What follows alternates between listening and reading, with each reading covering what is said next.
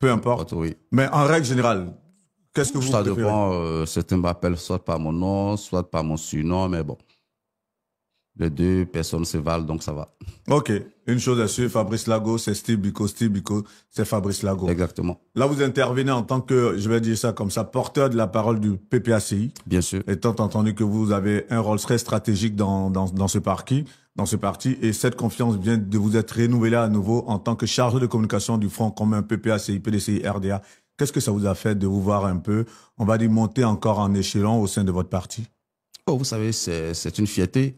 Quand on a un leader comme le président Laurent Gbagbo qui a l'expérience que nous tous nous connaissons, et quand il vous fait confiance, c'est une lourde responsabilité.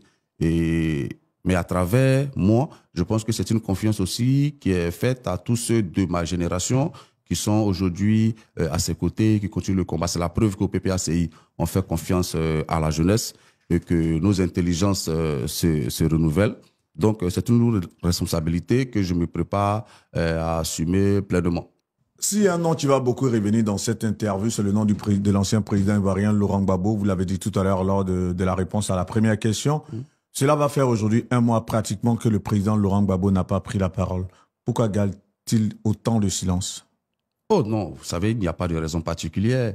Nous sommes un parti structuré et les prises de parole du président Laurent Gbagbo interviennent lorsque nous les jugeons nécessaires. Mais même lorsqu'il ne parle pas oralement, mais il y a des actions qui sont posées par le parti qui témoignent de la vision et de la direction qu'il imprime aux actions du parti. Donc le président Laurent Gbagbo est impliqué pleinement et puis je pense que ceux qui veulent l'entendre, ils l'entendront les jours à venir. Est-ce qu'il se porte bien? Il se porte super bien, physiquement, mentalement, psychologiquement, et il se prépare au combat. Il se prépare au combat. Donc, vous avez lâché le mot. Est-ce que vous pensez qu'il sera prêt pour ce énième combat face à son adversaire de tous les jours, le président Alassane Ouattara? Oh, vous savez, le président Laurent Gbagbo, il a toujours été prêt. Il a toujours été prêt et son parcours politique le témoigne. Toutes les grandes libertés dont nous jouissons aujourd'hui en Côte d'Ivoire sont le fruit de son combat, donc il est toujours prêt. Tant que les libertés individuelles et publiques sont piétinées, le président Laurent Gbagbo, c'est un soldat au service de la Côte d'Ivoire, au service de cette cause, donc il est prêt. Vous, en tant que jeune, vous parlez de ce fait-là qu'il est prêt. Est-ce à dire que le débat pour sa succession, en tout cas, est-ce qu'en interne, est-ce que vous en parlez? Non, il n'y a pas de débat pour sa succession, Guillaume. Nous sommes au combat. La Côte d'Ivoire vit des moments sombres. Nous préparons une élection présidentielle qui ne donne pas de gages d'inclusivité et de crédibilité. Donc, dans ces conditions, l'équipe que nous mettons en place, c'est une équipe pour aller au combat. Ce n'est pas une équipe pour aller de succession. Le moment viendra, peut-être, mais pour le moment, si nous ne préservons pas les libertés publiques et individuelles, si nous ne préservons pas la démocratie, à quoi servira-t-il de parler de succession? Parce que le président Laurent Gbagbo, c'est un démocrate. Tous les combats qu'il a remportés, ce sont des combats démocratiques. Donc, à quoi servirait-il de se préparer à hériter de lui si on ne préserve pas le minimum vital qu'est la démocratie pour un pays? Donc, non, ce n'est pas un débat qui bat son plomb au sein du PPACI. Aujourd'hui, nous préparons l'élection présidentielle d'octobre 2025. Donc, ce n'est pas des sujets que vous abordez en gros au sein du PPACI?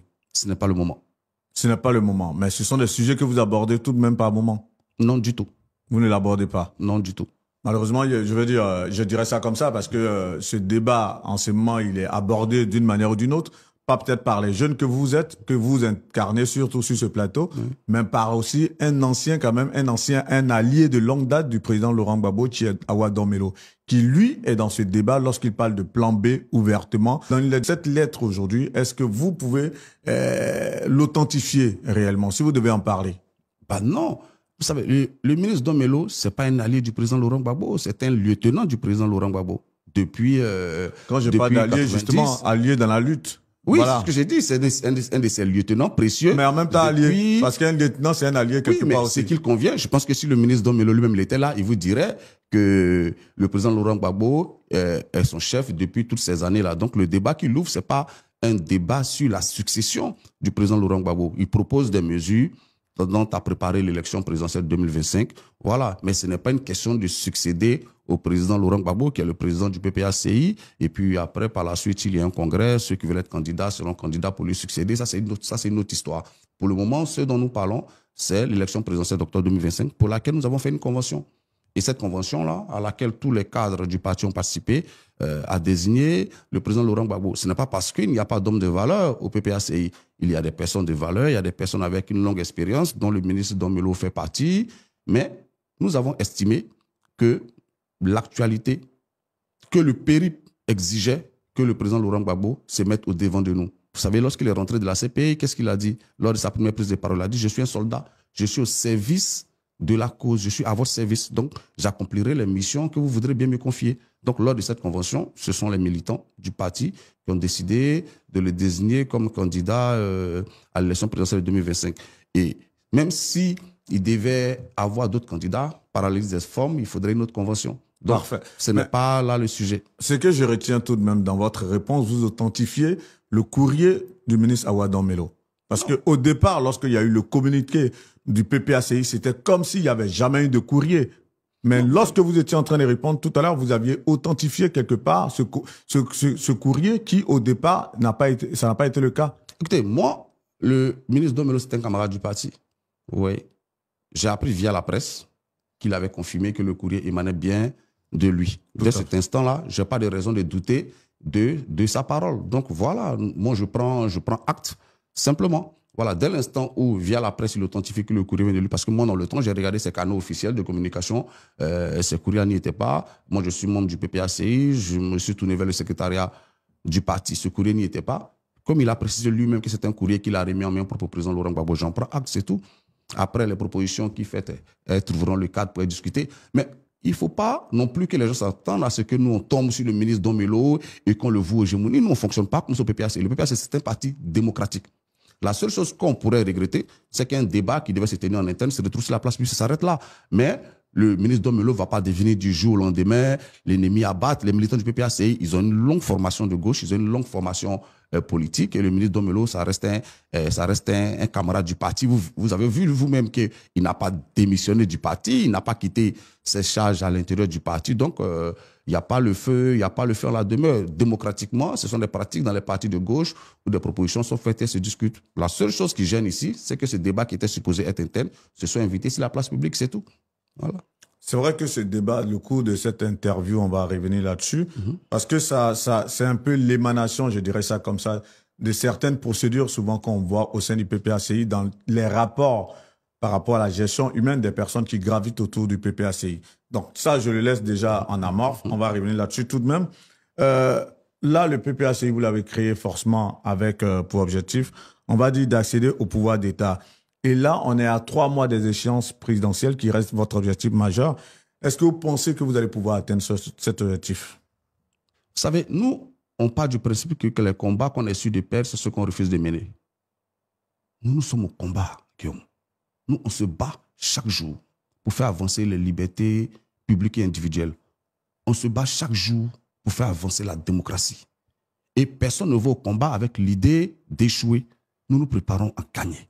Mais nous avons de surcroît la certitude de gagner parce que nous avons devant de nous un leader qui a remporté, comme je l'ai dit d'entrée, de grandes batailles sur le chemin de la démocratie. Donc, ce n'est pas cette énième bataille qui nous fera reculer. Nous nous préparons à y aller, mais nous allons gagner. Nous allons gagner non pas pour nous, mais pour la Côte d'Ivoire. Parce que nous espérons, nous pensons qu'aujourd'hui, il nous faut un État démocratique. Mais c'est là où l'échange devient intéressant. Quels sont vos arguments pour dire que vous allez vraiment gagner ces élections présidentielles? C'est là où le débat devient très intéressant. Mais bien sûr, parce que c'est quoi vos arguments de manière concrète? Pour gagner, nous avons le candidat, les cadres et le programme qu'il faut. C'est ce que les Ivoiriens veulent aujourd'hui. Le président Laurent Gbagbo, il a l'expérience nécessaire pour diriger la Côte d'Ivoire. Il en a vu des vertes et des pas mûres.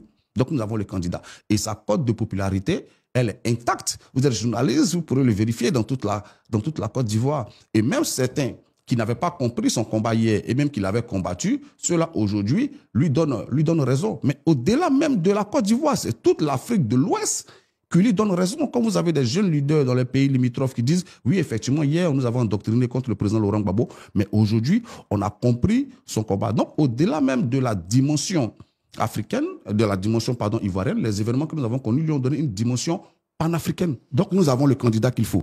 Ensuite, nous avons les cadres qu'il faut. Parce que ce soit la nouvelle génération, que ce soit nos aînés, ce sont des parcours professionnels bien remplis, ce sont des parcours intellectuels bien remplis. Et puis ensuite, nous avons le programme qu'il faut. Si vous permettez, oui. On va parler de votre programme. Mais oui. Quand je vous dis, c'est vrai que la notoriété, on va dire, du président Laurent Gbagbo ne souffre d'aucune contestation. Mais moi, je parle de manière pragmatique. Quand je parle de manière pragmatique, c'est vrai que très souvent, au sein du PPACI, vous attaquez, on va dire, le bilan du président Alassane Ouattara. Mais le bilan du président Alassane Ouattara, c'est un bilan qui est là, qui est effectif, qui est vérifiable, qui est réalisable. Et je vais vous donner des chiffres tout à l'heure. Est-ce que vous avez des arguments dans ce sens, de manière pragmatique, pour dire, nous, en tant que PPACI, lorsque nous avons dirigé ce pays pendant 10 ans, voici ce que nous avons fait, et par rapport à ça, on pense que les Ivoiriens pourront nous faire à nouveau confiance. Voilà des faits réels et tangibles que moi je souhaiterais. Et non se baser sur la notoriété du président Laurent Gbagbo. Vous savez, ce que vous dites déjà, ça me met... Nous sommes très à l'aise. Nous sommes impatients qu'on discute du bilan et du programme. Mais nous en sommes. Non, ça commence là. Ça commence déjà sur les plateaux. Hein. Non, il y a des préalables. Vous savez, quand on parle du bilan ou du programme, c'est pour convaincre des électeurs. On est d'accord? Oui, mais c'est à partir de vos différentes interventions sur les plateaux que vous arrivez, on va dire, à atteindre. C'est à dose homéopathique. Si vous me laissez finir, vous comprendrez. Quand on propose un programme, c'est pour convaincre des électeurs. L'objectif, c'est qu'en fin de compte, in fine, ils puissent voter pour ce programme-là. Ça suppose que le vote soit respecté. Donc, il faut qu'il y ait des conditions démocratiques. C'est tout, en fait. Donc, nous disons, il ne faut pas mettre la charrue avant les bœufs. Assurons-nous d'avoir des élections libres, démocratiques et transparentes. Et puis, par la suite, le parti au pouvoir pourra proposer, qui n'a pas encore de candidat jusqu'à ce jour, je le rappelle, pourra proposer son programme. Et puis, nous, on proposera le nôtre. Et puis, les Ivoiriens choisiront. Mais à quoi bon s'égosiller sur des programmes lorsqu'on n'a pas un scrutin démocratique? Lorsque le vote n'est pas transparent? Lorsque ma voix ne peut pas compter? Donc, nous disons qu'il ne faut pas mettre la charrue avant le bœuf, au risque de me répéter. Battons-nous, obtenons des élections libres, démocratiques, transparentes et inclusives. Et puis par la suite, on parlera des programmes et les Ivoiriens trancheront. Parce que nous sommes impatients justement de parler de ce programme du chef de l'État actuel. Considérons que le 6 août, comme c'est dit, hein, le 6 août, le président Alassane Ouattara prendra la parole. Considérons qu'à la faveur de sa prise de parole devant la nation, disent, OK, tous les leaders politiques qui ont été exclus jusque-là du jeu politique sont réintégrés. Le président Laurent Gbagbo, le président Tidjane Thiam et autres, considérons que tous ces candidats, ils sont candidats. Quels sont les arguments que le PPACI va présenter? Une esquisse, ne serait-ce qu'une seule esquisse, vous, en tant que jeune, qui allez vous adresser en ce jour à des jeunes. Pas qu'on reste là à se positionner sur l'aura du président Laurent Gbagbo, mais de manière concrète. Quels sont les arguments que vous allez présenter à ces jeunes? Vous savez, Guillaume, vous me contraignez un peu à faire là de la politique fiction, mais ce n'est pas un souci. Parlons, on pourrait faire des esquisses. Moi, je l'ai dit la dernière fois. En Côte d'Ivoire, par exemple, aujourd'hui, on a des classes plus bondées. En 2010, on avait 39 élèves par classe. Aujourd'hui, en 2021, on a 41 élèves par classe. Quand vous savez que la norme de l'UNESCO, c'est de se rapprocher de 21 élèves par classe. Donc, quand on a multiplié la dette de la Côte d'Ivoire, parce que quand le président Laurent Gbagbo quittait le pouvoir, la dette de la Côte d'Ivoire était à 2000 milliards. Aujourd'hui, elle se rapproche de 40 000 milliards. Donc, quand on a multiplié la dette de la Côte d'Ivoire par 20 et qu'au contraire, il y a plus d'élèves bondés dans les classes, il y a un problème, non? Je vous suis. Hein. Quand on parle... Là, ce sont des faits concrets. Mais bien sûr, je parle de faits concrets. C'est pour ça que ce sont des faits, voilà, ce sont des faits qui ne sont pas démentis. Et les faits que je vous donne, ce sont des faits qui émanent du service de communication du RADP. Je peux même vous donner un autre exemple. Selon le protocole d'Abuja, tous les pays africains se sont engagés à investir 15% de leur budget dans la santé. Vous comprenez? En 2000, on était à 7% du budget de la Côte d'Ivoire qui était consacré à la santé. Aujourd'hui, on a 4%. Tout le monde peut le vérifier. Vous comprenez?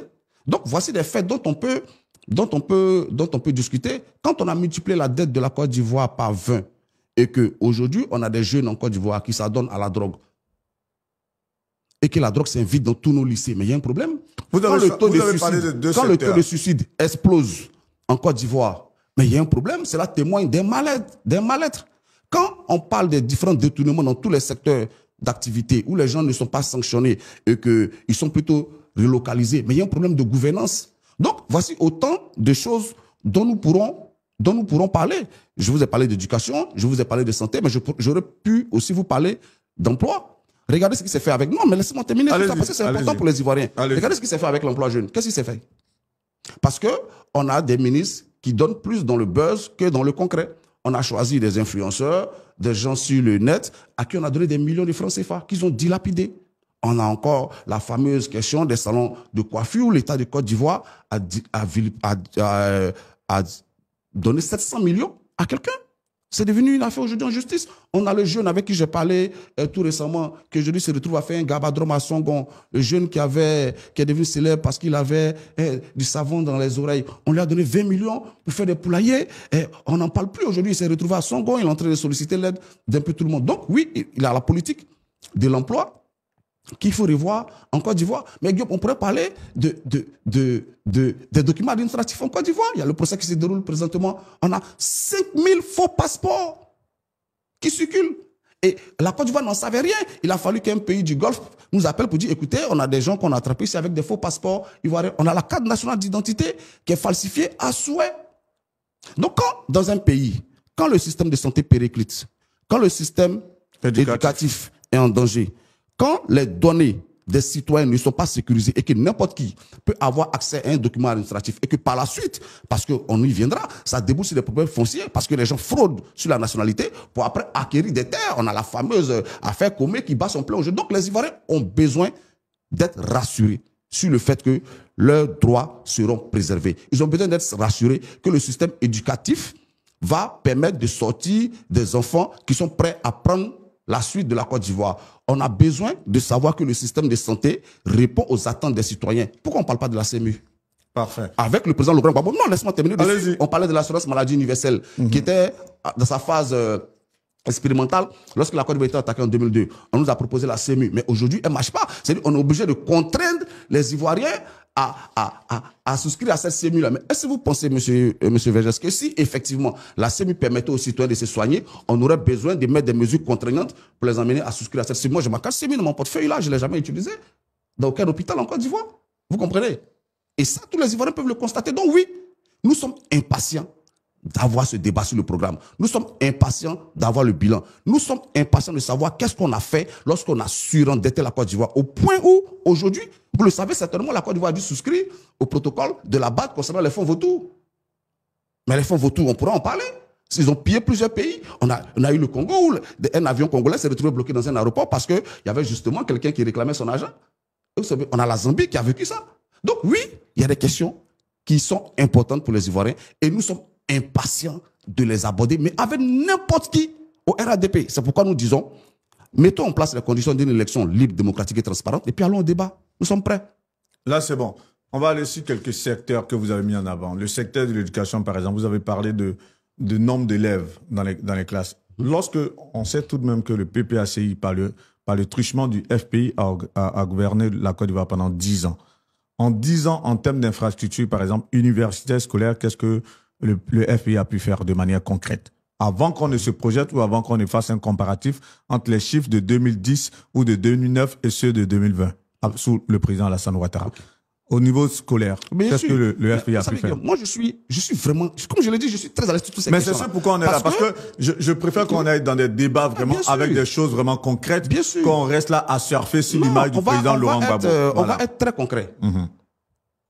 Il faut un bilan n'a de sens que plus dans le contexte. Il faut contextualiser tout. Le président Laurent Gbagbo arrive au pouvoir en 2000. Lorsqu'il prend le pouvoir en 2000, toutes les institutions internationales ont suspendu la collaboration avec la Côte d'Ivoire suite à l'affaire des 18 milliards de l'Union européenne. Vous le savez sûrement. Oui. Donc, il prend les conditions. Il prend le pouvoir dans ces conditions-là, avec une dette qui s'estimait à l'époque, je crois, à 7 000 milliards. La Côte d'Ivoire était quasiment en cessation de paiement. En 2 ans, c'est-à-dire de 2000. Donc, on va dire de 2001, parce qu'il prend le pouvoir en octobre 2000. De 2001 à 2002, il rétablit les relations avec ces institutions internationales-là. La Côte d'Ivoire, grâce à la maestria du ministre Bombouabré, met en place le budget sécurisé, où la Côte d'Ivoire réussit à éponger une partie de sa dette, tout en continuant d'investir, notamment dans l'école gratuite, parce que de 2001 à 2002, tous les élèves au primaire recevaient les documents, les livres, les kits scolaires gratuitement. Ça, il faut le noter. Donc, oui, tout à fait. Juste en un an, on réalise ces exploits-là. Et puis en 2002, il y a un coup d'État. Il y a une tentative de coup d'État qui s'est mise en rébellion, qui occupe 60% du territoire et 40% des recettes fiscales. Et ce coup d'État, vous l'expliquez par quoi?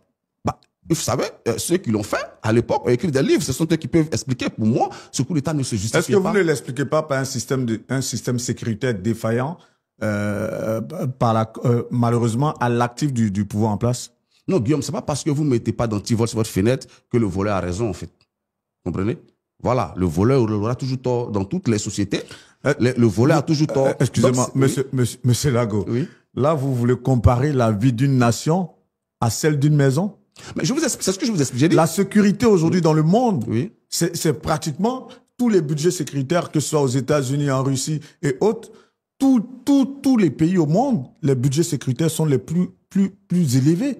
Je me dis, quelque part, c'est le nœud gordien dans la gestion de toute nation. Si on suit votre raisonnement, il faudrait remettre en cause le budget sécuritaire d'Israël, qui a subi non, laissez-moi finir, qui a subi plusieurs... Bon, si on suit votre raisonnement, il faudrait remettre en cause le budget sécuritaire iranien. Si on prend en compte votre raisonnement, il faudrait remettre en cause le budget sécuritaire libyen, parce qu'on a vu ce qu'ils ont fait de la Libye. Il faudrait prendre en compte le budget sécuritaire américain, je suis pas en train de vous emmener à faire un comparatif entre les différents budgets sécuritaires. Je suis en train de vous dire simplement que la sécurité reste quand même, on va dire, pour la gestion d'un État, déjà le secteur clé. Est-ce que à ce niveau, c'est là où je vais en venir, parce que c'est clair que c'est vrai que chaque fois on dit oui, il y a eu le coup d'État, mais ce coup d'État il est venu par quel fait? Parce que quand même tout de même il y a une défaillance dans la sécurisation de l'État de Côte d'Ivoire. C'est ce que je vous explique. Je vous dis. C'est là en fait, c'est là où je dis, est-ce que à ce niveau-là, si on prend au niveau sécuritaire, est-ce qu'il n'y a pas eu un bémol à ce niveau? D'accord. Donc vous me laissez le temps de vous répondre. C'est ce que je vous dis. Les conditions dans lesquelles le président Laurent Gbagbo prend le pouvoir, à la suite, je rappelle, d'un régime militaire. Tout à fait. Et à la suite du fait que le général Gueye, malheureusement, refusait de concéder sa défaite. Donc cela donne lieu à des soldats qui tentent de préserver le pouvoir. Quand il arrive au pouvoir, quelle est la priorité? Parce que moi, je me rappelle, il y a le professeur Mamadou Koulibaly qui l'avait évoqué un temps alors qu'on était encore étudiant. Je dis qu'entre eux-mêmes, il y a eu un débat entre les cadres du parti au pouvoir d'alors, c'est de savoir est-ce qu'il fallait consacrer le peu de ressources dont on disposait d'alors à la sécurité, ou alors est-ce qu'il fallait investir dans l'éducation, dans la santé. Et ils ont fait le choix. Ça, c'est bon à savoir ça. C'est le professeur Madou Koulibaly qui l'a dit. Ils ont fait le choix d'investir dans l'éducation et la santé et parallèlement de proposer un programme de réconciliation nationale en espérant que ces Ivoiriens qui avaient des raisons. Avec le forum de la réconciliation en 2001. Comprendraient. Donc, il y a eu le forum de réconciliation nationale où le président Bédié est rentré en Côte d'Ivoire, où le chef de l'État Alassane Ouattara est revenu en Côte d'Ivoire, où il y a eu même des gouvernements d'union nationale. Parce qu'on ne le dit pas assez. Mais avant la tentative de coup d'État, tous les partis politiques étaient au gouvernement. Le RDA y était avec 4 à 5 ministres. Le PDCI y était déjà où il avait précédé le RDA. Donc quand on fait un gouvernement, quand on gagne les élections, quand on fait un gouvernement inclusif, où on associe tous ses adversaires, mais en principe, on ne devrait pas craindre que certains fomentent des coups d'État. Mais ça a été fait. On prend acte. Mais oui, effectivement, on peut critiquer aujourd'hui. Mais c'est parce que l'armée de Côte d'Ivoire s'est trouvée forte que le coup d'État a échoué. Parce que quand on en parle, on oublie que le coup d'État il a échoué. Parce que le PDCI qui était au pouvoir depuis près d'une quarantaine d'années, mais ça s'est joué en 2 ou 3 jours. On est d'accord? En décembre 99. En décembre 99, ça s'est joué en 2 ou 3 jours. Le président Laurent Gbagbo qui était au pouvoir depuis 1 an, il a fallu 10 ans pour que le coup d'État connaisse un aboutissement. Donc oui, c'est parce que les rebelles ont été matés à Abidjan qu'ils soient allés se cantonner en or avec la complicité passive ou active de certaines puissances régionales et internationales. Je ne voudrais pas revenir sur ce sujet-là. Donc oui, moi je trouve que en 2002, l'armée de Côte d'Ivoire, elle a été brave. Elle a pu repousser, dans les conditions dans lesquelles nous connaissons, une armée désorganisée par les différents remous militaires que nous avons connus. Elle a été brave. C'est pourquoi elle a pu repousser les rebelles qui se sont par la suite cantonnés. Donc vous estimez que le débat, qu'on appelle ça, on vous fait un faux procès lorsqu'on vous met chaque fois à l'actif, le fait que vous n'êtes pas arrivé à bien sécuriser le pouvoir, l'État de Côte d'Ivoire. Vous savez, c'est un faux débat? Non. On vous fait un faux procès du moins? Vous savez, il n'y a pas de faux débat. Non, est-ce qu'on vous fait un faux procès dans ce sens? J'estime que c'est un faux procès. Ok. Parce que dans toutes les sociétés, même les sociétés primitives, c'est celui qui tue qui a tort, peu importe les raisons. Dans toutes les sociétés au monde. Mais en Côte d'Ivoire, on a des gens... Donc vous n'avez fait que vous défendre. Même, donc vous estimez que vous êtes défendu, c'est celui qui a tué, qui vous a attaqué, qui a tort quelque part. Mais ça, c'est les faits en fait. Non, oui, je comprends un peu la démonstration en fait. En fait, c'est les faits. Si, quand le président Laurent Gbagbo n'est pas allé attaquer un pays qui s'appelle la rébellion, Voilà, il a été élu, il gouvernait la Côte d'Ivoire. C'est ça. Et ce sont des rebelles qui sont venus attaquer la Côte d'Ivoire. Parce que souvent, quand on parle de ces faits-là, on donne l'impression qu'il y avait un pays quelque part qui s'appelait la rébellion, qui était dirigé par certaines personnes, et le président Laurent Gbagbo a envoyé son armée attaquer ce pays. Non. Le président Laurent Gbagbo a été élu, il déployait un programme social pour faire face aux urgences des Ivoiriens. Quand des gens ont estimé que leurs droits étaient piétinés, et ils ont pris les armes, ils ont confisqué, comme je dis, 60% du territoire, 40% des recettes fiscales. Mais aujourd'hui, l'histoire nous donne raison. Parce que c'est facile de s'entendre pour braquer. Mais lors du partage du butin, ça se gâte toujours. On est d'accord? Voilà, donc ils ont braqué.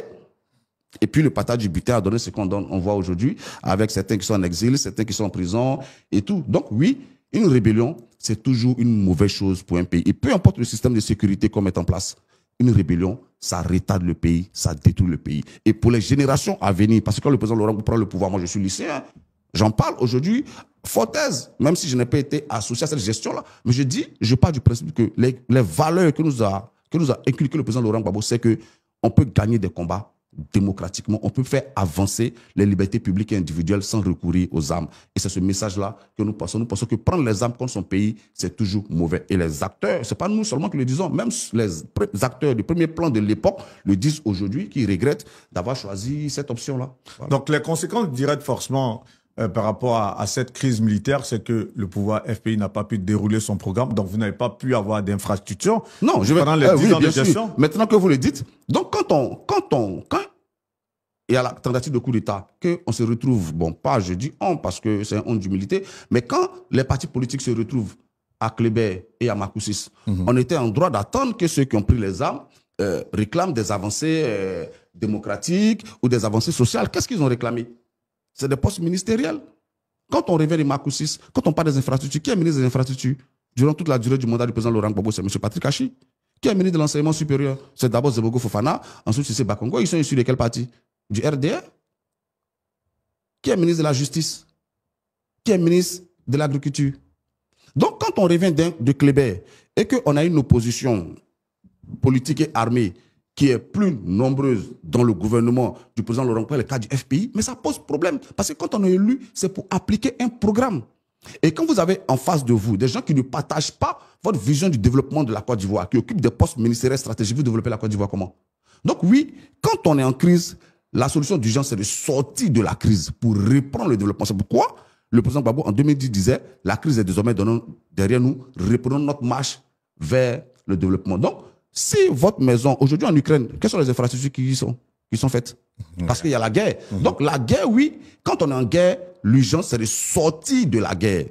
Mais en dépit de cela, des choses ont été faites. La dernière fois, je parlais du Sud-Angré, dont aujourd'hui, on est tous fiers. Mais c'est le président Laurent Gbagbo. Quand on parle de l'autoroute jusqu'à Amsokro, c'est qui? C'est le président Laurent Gbagbo. Donc oui, en dépit de ça, en dépit du fait que des gens ont balafré le pays, des choses ont été faites. Et c'est justement parce que les Ivoiriens aujourd'hui réclament ce programme du président Laurent Gbagbo qu'ils sont d'accord pour l'accompagner à l'élection présidentielle de 2025. À l'opposé de ce que vous avez cité quand même, je vous donne quelques chiffres. Le président Alassane Ouattara, c'est tout de même 64 infrastructures routières. 64 en 15 ans. 39 ponts. Je veux dire, je ne sais pas si le président Laurent Gbagbo, lorsqu'il dirigeait la Côte d'Ivoire, il a eu à faire des ponts. Je ne sais pas s'il en a fait combien. Il y a eu quand même 5 nouvelles universités. Il y a une trentaine d'infrastructures de santé. Tout à l'heure, vous avez parlé de la santé. En tout cas, il y a eu, là même, il y a eu une usine de transformation de cacao récemment, Transcao. Il y a aussi le canal de Vridi, le gisement de baleines. Enfin, au niveau des infrastructures de développement, il y en a tellement une pléthore sous le président Alassane Ouattara que la question que je pourrais vous poser, qu'est-ce que vous reprochez à sa gouvernance alors que quand même, tout de même, il est passif de 3 mandatures, enfin, qui donnent ces chiffres-là. Qu'est-ce que vous reprochez à son gouvernement? Vous savez, gouverner, c'est une question de vision. Comprenez? Gouverner, c'est une question de vision. On ne dirige pas sans vision. Sinon, construire des ponts, excuse-moi, tout le monde peut le faire. Mais quand on gouverne, il faut avoir une vision. Je prends l'exemple du 3e pont, le pont Henri Konan Bédié. Ce sont des projets qui sont entamés depuis sur le PDCI. Quand le président Laurent Gbagbo arrive au pouvoir, il dit, écoutez, ce pont-là, je ne veux pas que ce soit un pont à péage. Donc, toute la documentation est faite, tout est techniqué pour que le pont soit construit sous fonds propres ou alors en s'endettant auprès de la banque, je crois que c'était la banque islamique, mais pour que le pont soit construit et qu'il ne soit pas à péage. Quand M. Ouattara arrive au pouvoir, il dit non, écoutez... Je crois que ça, c'était avec Tchab lorsqu'il était au Bénet. Non, après, il y le avait président Laurent Gbagbo, le projet se poursuit. Quand M. Ouattara arrive au pouvoir, il dit non, construire ce pont-là, il faut qu'il soit à péage. Donc, on fait un BOT avec Bouygues. Et puis, l'État garantit qu'il y aura un certain nombre de véhicules par jour. Ce que je vous dis, ce sont des faits, vous pouvez vérifier. Et qu'est-ce qui se passe par la suite? Qu'est-ce qui se passe par la suite? C'est que des Ivoiriens, certains en tout cas, préfèrent prendre l'ancien pont. Donc, on n'arrive pas à atteindre le nombre de véhicules par jour qu'on a annoncé à Bouygues. Qu'est-ce qui se passe? L'État est obligé de sortir de l'argent tous les mois pour combler ce déficit-là. Problème de vision. Oui. Moi, je tourne en Côte d'Ivoire. On en tourne constamment. On était à l'intérieur du pays. On a la Dankad qui est en train de pourrir au nord. On était à Séguéla. On a fait une semaine à Séguéla, dans les villages. Donc oui, il y a des infrastructures qui ont été faites. On ne va pas le nier. Mais nous questionnons d'abord, sur le coût, sur la qualité. Je vous l'ai dit, on a multiplié la dette de la Côte d'Ivoire par 20. Donc sur les 40 000 milliards, les Ivoiriens sont curieux de savoir quel est le montant qui a été investi dans les infrastructures routières. Donc permettez qu'on audite cette gestion-là. Parce que moi, je pose la question régulièrement lorsque je croise des cadres du RADP. Je leur demande, écoutez, on a 40 000 milliards, vous avez multiplié la dette par 20. Sur les 40 000 milliards, est-ce que vous êtes à mesure de nous dire aujourd'hui combien a été investi dans les infrastructures routières? Combien a été investi dans les universités? Combien a été investi dans les usines, s'il vous plaît, pour qu'on sache? Est-ce que vous comprenez? Donc oui, construire des ponts, c'est très bien. On ne va pas le nier. Construire des routes, c'est très bien. Mais souvent, ces constructions-là cachent d'énormes détournements. On a l'exemple de l'université de Cocody. Et le ministre Cissé Bakongo, il était ministre de l'enseignement supérieur, nous a dit 100 milliards pour réhabiliter l'université. Mais par la suite, on s'est rendu compte qu'il y avait eu d'énormes détournements au point où le directeur de cabinet du ministre Cissé Bakongo a dû être limogé. Donc oui, nous, ce que les Ivoiriens veulent savoir aujourd'hui, ces infrastructures routières qui ont été construites, elles nous ont coûté combien? Parce qu'on a 40 000 milliards de dettes. Et le pouvoir qui va succéder à ce pouvoir-là devra y faire face. Parce qu'on s'est battu. On ne le dit pas assez. Le président Laurent Gbagbo s'est battu pour obtenir le PPTE.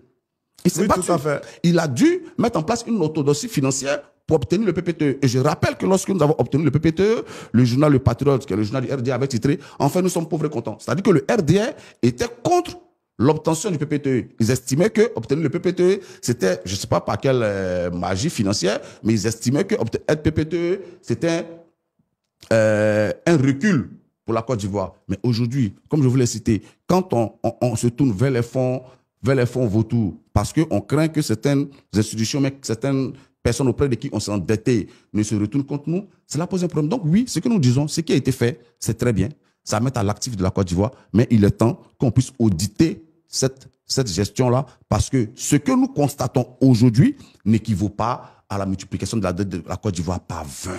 Parfait. Voilà. Maintenant, quand vous dites que qu'est-ce que nous reprochons justement à M. Ouattara? Mais prenons d'abord, commençons par la liberté publique et individuelle.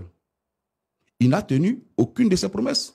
Il avait prévu de diligenter des enquêtes et de faire des procès sur les événements, sur la rébellion notamment, et puis sur la crise 2010. Aucun. Au contraire, c'est une justice à double vitesse où il n'y a qu'un camp qui s'est retrouvé face à la justice. Ce camp-là a été d'ailleurs innocenté. Mais quel membre du camp du président Ouattara a fait face à la justice? Quand on en parle, on nous dit Amadou Remou, c'est un second couteau, c'est un sous-fifre. Vous comprenez? Donc, les libertés publiques et individuelles, il y a un véritable recul. Ce n'est pas moi qui le dis. Même les organisations de la société civile, il y a eu tout récemment une ordonnance qui a été prise qui limite leur champ d'action.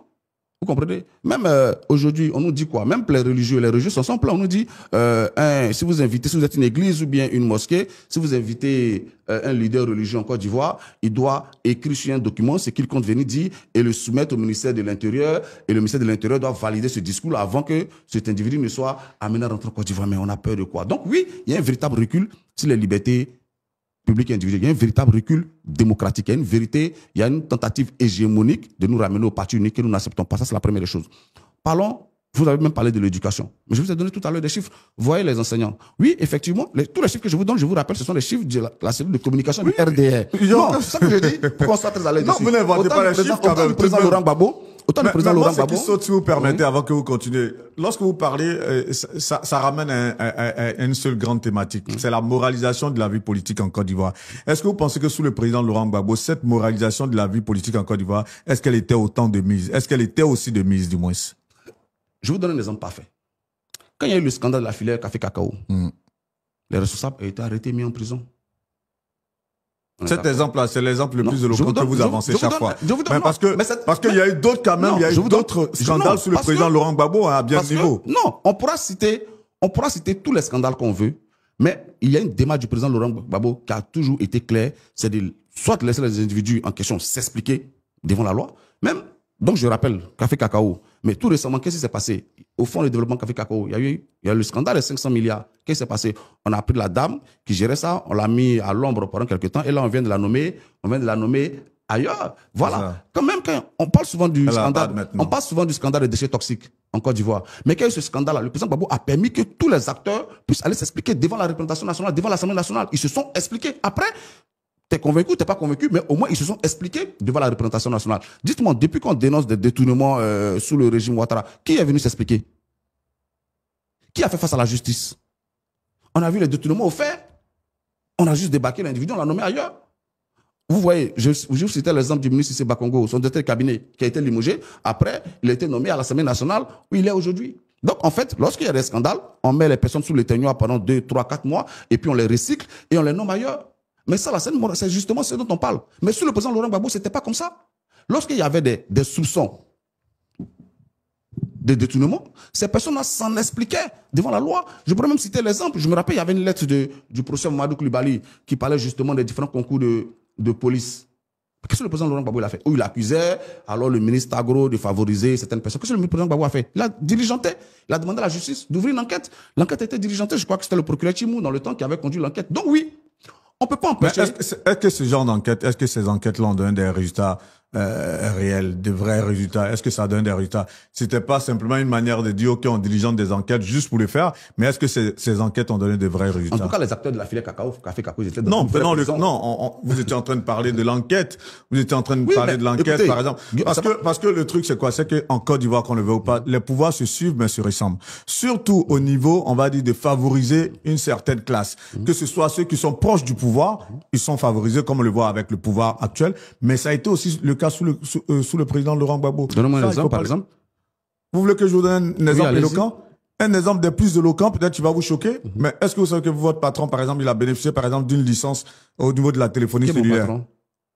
Stéphane Tipré, il a bénéficié d'une licence au niveau de la téléphonie cellulaire, par exemple, et sans comment on appelle ça, sans appel d'offres. Est-ce que vous avez cette information? Je peux vous répondre? Oui. Ce que vous dites? Oui. Stéphane Tipré, ça, je pense, je me base sur ce que vous dites.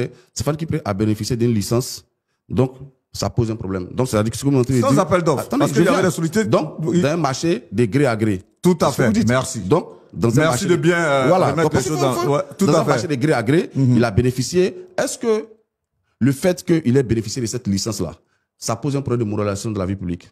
Parce que si c'est les marchés de gré à gré... Mais bien entendu. Non, je veux dire que, Guillaume, si c'est les marchés de gré à gré... Vous avez suivi l'affaire avec Alexandre Gallet par rapport à Comium? Non, faut pas évoquer plusieurs affaires. Allons-y. Non, je vous donne l'exemple. Non, parce que là, vous allez, on va se perdre dans le je débat. vous laisse expliquer.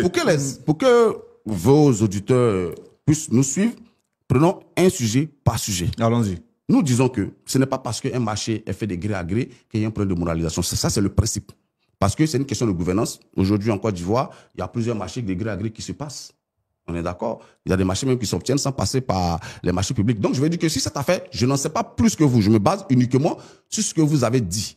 Donc, je veux dire que si je me base, vous n'avez pas dit qu'il y a eu des détournements. Vous avez dit que quelqu'un a obtenu une licence. Je dis, oui, on peut décider, c'est l'État de Côte d'Ivoire qui décide, il peut décider d'accorder cette licence de gré à gré ou faire un appel d'offres. Mais ça ne témoigne pas d'un détournement. Voilà, c'est sur cette question bien précise, je n'en sais pas plus que vous, mais je réponds sur le principe. J'ai donné cet exemple pour illustrer, mais pour vous dire que ce soit sous le pouvoir du président Alassane Ouattara ou le pouvoir du président Laurent Gbagbo, les injustices qui sont faites, moi je vais dire ça comme ça, au peuple, au détriment souvent de ceux qui sont proches des pouvoirs. Rien n'a changé à ce niveau, au fait. C'est pour ça, lorsque vous parliez chaque fois, je vois en filigrane la moralisation de la vie publique. C'est pour ça que je vous ai dit tout à l'heure, la moralisation de la vie publique, malheureusement, que ce soit sous Laurent Gbagbo ou Alassane Ouattara, ceux qui payent le plus lourd tribut, ce sont les populations. Non, ce que vous dites, c'est intéressant. Pourquoi? Parce que vous êtes journaliste. Et quand vous dites rien n'a changé, cela témoigne encore de l'échec de la gouvernance actuelle. Oui, c'est clair. C'est clair. Non, ça c'est vous qui le dites. Moi, vous êtes journaliste. Non, mais c'est clair que ce soit sous Alassane Ouattara ou Laurent Gbagbo, c'est ce que je dis. Tous les pouvoirs. Laissez-moi finir. Ça, je vous le dis ouvertement. C'est ce que je dis. Si vous dites que en termes de moralisation de la vie publique, rien n'a changé. Vous êtes journaliste. Moi, si je le dis, on dira que c'est un avis partisan.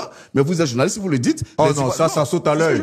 C'est une question de bon sens. C'est ce que je dis. C'est une question de bon sens. Les Ivoiriens pourront constater qu'on a, par exemple, M. Guillaume Vergès, qui est journaliste indépendant, qui est d'accord sur le fait qu'en termes de moralisation de la vie publique, rien n'a changé. Et cela est contradictoire. Ça, je l'assume. Oui, est-ce que ça, je l'assume. C'est ce que je dis. Mais cela rentre en contradiction, justement, avec les promesses qui avaient été faites par le gouvernement Ouattara. Donc, vous comprenez pourquoi, justement, les gens veulent qu'il soit plus au pouvoir. Parce que si un régime change, qu'un autre arrive et que rien ne change, il y a un problème. Les gens ne votent pas pour les choses statiques, les gens votent pour les choses en mouvement. Donc, si rien n'a changé, en ce moment-là, il y a un problème. Donc, vous serez d'accord que les Ivoiriens veulent que les choses changent et qu'ils ne veuillent plus que M. Ouattara et son régime reste au pouvoir. Maintenant, si les autres... tout, ce que je souhaiterais qu'on retienne tout de même, c'est que malheureusement, c'est pour ça qu'on souhaiterait, parce que très souvent, on fait des comparatifs. Nous, on était là, on a fait ci, et on va faire ça, tant. Sauf que malheureusement, tous les mêmes pouvoirs seront absolument. Tous les pouvoirs. Le bémol, on souhaiterait. Non, le bémol, je pense que vous, en tant que jeunes, et je pense que les nouvelles générations souhaiteraient voir des gouvernances. Parce que le débat que nous menons aujourd'hui, c'est pas pour faire le procès, on va dire, d'une gouvernance passée ou d'une gouvernance actuelle. Mais c'est de trouver des perspectives de sorte à ce que les gouvernants qui viendront sachent qu'il faut que les donnes changent. De sorte à ce que ce qu'on a connu, ce que ce soit sous le président Henri Konan Bédié en son temps, les scandales des 10 milliards qu'on a connus sous le président Laurent Gbagbo avec des marchés de gré à gré ou encore ces injustices criardes aujourd'hui qu'on a sous le président Alassane Ouattara, que ça change pour le bien des populations. Là, je parle des trois tableaux parce que je n'impute pas cela à un seul gouvernement. Non, vous savez, on peut pas... excusez-moi, mais ça, c'est l'argumentaire de la facilité. Moi, je veux qu'on soit précis. Moi, je vous ai donné des exemples. Je ne dis pas que toute la gouvernance du président Laurent Gbagbo était parfaite. Seul un sot pourrait réfléchir comme ça. Mais je vous ai donné des exemples précis où des individus proches ou supposés proches de lui ont fait face à la justice, à sa demande pour répondre de leurs actes. Et comparativement, je vous dis, en 15 ans de pouvoir de M. Ouattara, il n'y a aucun cas où un de ses proches s'est retrouvé face à la justice pour des cas similaires. Donc oui, il n'y a pas une avancée, mais il y a une régression. Quand vous voyez les tapés d'eau, les Angélique Kili, les Henri Amouzou qui étaient en prison, mais certains étaient des proches, certains étaient des proches de certains barons du FPI. Ils se sont retrouvés en prison pour répondre de leurs actes. Mais c'est un message fort qui était adressé, mais en 15 ans et puis cela dans des conditions difficiles où on a un pouvoir qui est attaqué. Donc le chef aurait plutôt tendance à vouloir rassurer ces gens. Mais dans ces conditions-là, il a amené certains qui étaient proches de lui devant la justice pour répondre aux actes. Ils ont été condamnés. Autant il y a eu des procès où certains étaient condamnés, autant il y a eu des procès où certains étaient blanchis, comme le cas dont je vous parlais du procès Madou Koulibaly face à des États gros. Mais ça montre quoi? Ça montre une volonté de faire en sorte que tout le monde soit justiciable, qu'il n'y ait pas de passe-droit. C'est une volonté politique. Après, elle peut se matérialiser de différentes manières. Mais sous la gouvernance actuelle, je dis, malgré les différents scandales qui ont émaillé cette gouvernance depuis 15 ans, aucun cadre du RADP n'a fait face à la justice. Ça aussi, c'est factuel. Et les Ivoiriens le constatent. Donc oui, il y a des choses qui ont changé. Avant, hier, il y avait un chef d'État. Lorsqu'il y avait des remous, qui laissaient ces personnes aller devant la justice répondre. Aujourd'hui, comme je vous l'ai dit, on les dégomme, on les recycle et on les nomme à un autre poste. On va avancer dans l'échange. Oui. J'espère justement, lorsqu'on va arriver sur le chapitre des programmes de gouvernement, que vous allez quand même mettre en avant les offres que vous allez apporter aux populations ivoiriennes et non surfer, hein, c'est mon point de vue, surfer, on va dire, sur l'aura du président Laurent Gbagbo, parce que tout de même, c'est clair que vous avez pas mal de choses à faire valoir que l'aura du président Laurent Gbagbo. Non, on y reviendra. Voilà, non, c'est clair. Lorsque vous allez arriver sur ce débat au niveau des programmes de société et autres, je pense qu'il y a beaucoup de choses à faire valoir que l'aura, en tout cas, du président Laurent Gbagbo. Parlons maintenant de la situation politique en Côte d'Ivoire. Là, en ce moment, ce qui est de mise, c'est que l'opposition ivoirienne réclame, on va dire, un dialogue avec le pouvoir en place. Mais la question que moi je posais, à quand un dialogue au sein de l'opposition ivoirienne? Dans quel but? Non, parce que dans le but où, là, aujourd'hui, l'opposition ivoirienne, dans son ensemble, cherche à échanger avec le pouvoir en place, n'est-ce pas? Oui. Sur des thématiques portant sur la réforme de la CEI, avoir une élection inclusive, avoir une liste électorale vraiment propre et autres. Mais on se rend compte que Aujourd'hui, l'opposition ivoirienne est en train de s'enliser dans les fronts. Il y a le front commun dont on va parler, il y a la CAP Côte d'Ivoire. À quand un dialogue pour que cette opposition-là parle d'une seule voix, même si c'est pour aller sur les mêmes thématiques? Non, mais ça n'existe nulle part. Ça, excuse-moi, mais c'est un rêve éveillé. Dans aucun pays du monde, l'opposition ne parle d'une seule voix. Mais c'est même pas possible. Au sein de l'opposition, on a des gens qui ont des idéologies différentes, qui ont des parcours différents, qui ont des expériences différentes. Et je ne dis pas, c'est pas propre à la Côte d'Ivoire. C'est propre à tous les pays. Non, laisse-moi finir. Je vous donne un exemple. Oui. Excusez-moi si vous permettez. Lorsque le président Laurent Gbagbo lance l'appel de Bonoa, par exemple, l'appel de Bonoa s'adressait à qui? À tous les partis de l'opposition. Je vous laisse finir. Oui, ça s'adressait à tous les partis de l'opposition. Lorsqu'on fait partie de l'opposition, par exemple, et lorsqu'on fait dans cette opposition, on a la même idéologie. Qu'est-ce qui aurait pu coûter au président Laurent Gbagbo? Je donne un exemple tout simple, de manière pragmatique. Prendre son téléphone, appeler par exemple Pascal Affi-N'Guessan, appeler Simone Gbagbo, appeler Charles Blé Goudé et leur dire venez me retrouver au sein du PPACI. J'ai pu asseoir le PPACI. Je souhaiterais maintenant qu'on marche ensemble et qu'on puisse porter des revendications ensemble. Qu'est-ce qui aurait pu empêcher le président Laurent Gbagbo de le faire que d'aller parler par exemple de l'appel de Bonoa, de sorte à peut-être attendre que ces personnes-là puissent peut-être venir ou ne pas venir? D'accord, je vais terminer sur ce point. Donc, je dis, dans aucune démocratie, dans aucun pays, même sous la dictature, l'opposition ne parle d'une même voix. L'essentiel, c'est est-ce que les revendications qui sont mises en avant sont les mêmes? Ça, c'est la première chose. Venez sur l'appel de Bonoa. L'appel de Bonoa ne s'adressait pas exclusivement aux partis politiques. Il s'adressait à tout le monde, aux partis politiques, aux acteurs de la société civile, aux Ivoiriens. Et le président Laurent Gbagbo, il a précisé le cas. Il dit tous ceux qui ne veulent plus que ce pouvoir soit là, je les appelle à venir pour qu'on se mette ensemble pour mener ce combat. C'est la première chose. Mais dans l'exemple que vous prenez, moi, je pense qu'il ne faut pas infantiliser les leaders politiques. Vous voyez? On ne peut pas tout résumer à un appel. Le Premier ministre Affi-N'Guessan, il gère un parti politique. Madame Simone Eivé, elle gère un parti politique. Monsieur Charles Blé Goudé, il est président d'un parti politique.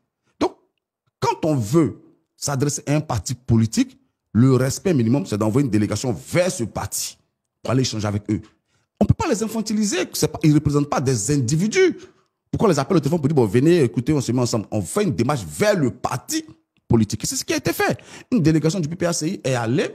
Vous savez ce qui complique un peu. Non, laisse-moi finir. Parce que si vous je comprends, mais vous savez ce qui complique un peu, on va dire, les démarches ou bien la marche des partis en Côte d'Ivoire, c'est qu'on se lance trop dans de grandes théories alors qu'on peut faire les choses beaucoup plus simplement. Lorsqu'on a eu, par exemple, des compagnons de lutte comme Affi-N'Guessan, Simone Gbagbo et Charles Blé Goudé et autres, est-ce qu'on a besoin aujourd'hui de parler par des canaux de partis? On peut se parler de manière ouverte? Mais ça se fait. Je vais vous donner un exemple simple. Quand vous m'avez contacté pour cette interview, oui, vous m'avez dit, écoute, si je souhaiterais t'avoir une interview, je te dis quoi? Je te dis, écoute Guillaume, contacte Ousmane Sy Savané, parce qu'au niveau du parti, c'est lui qui, déjà, juge de l'opportunité de l'interview, et puis qui décide si on y va ou pas.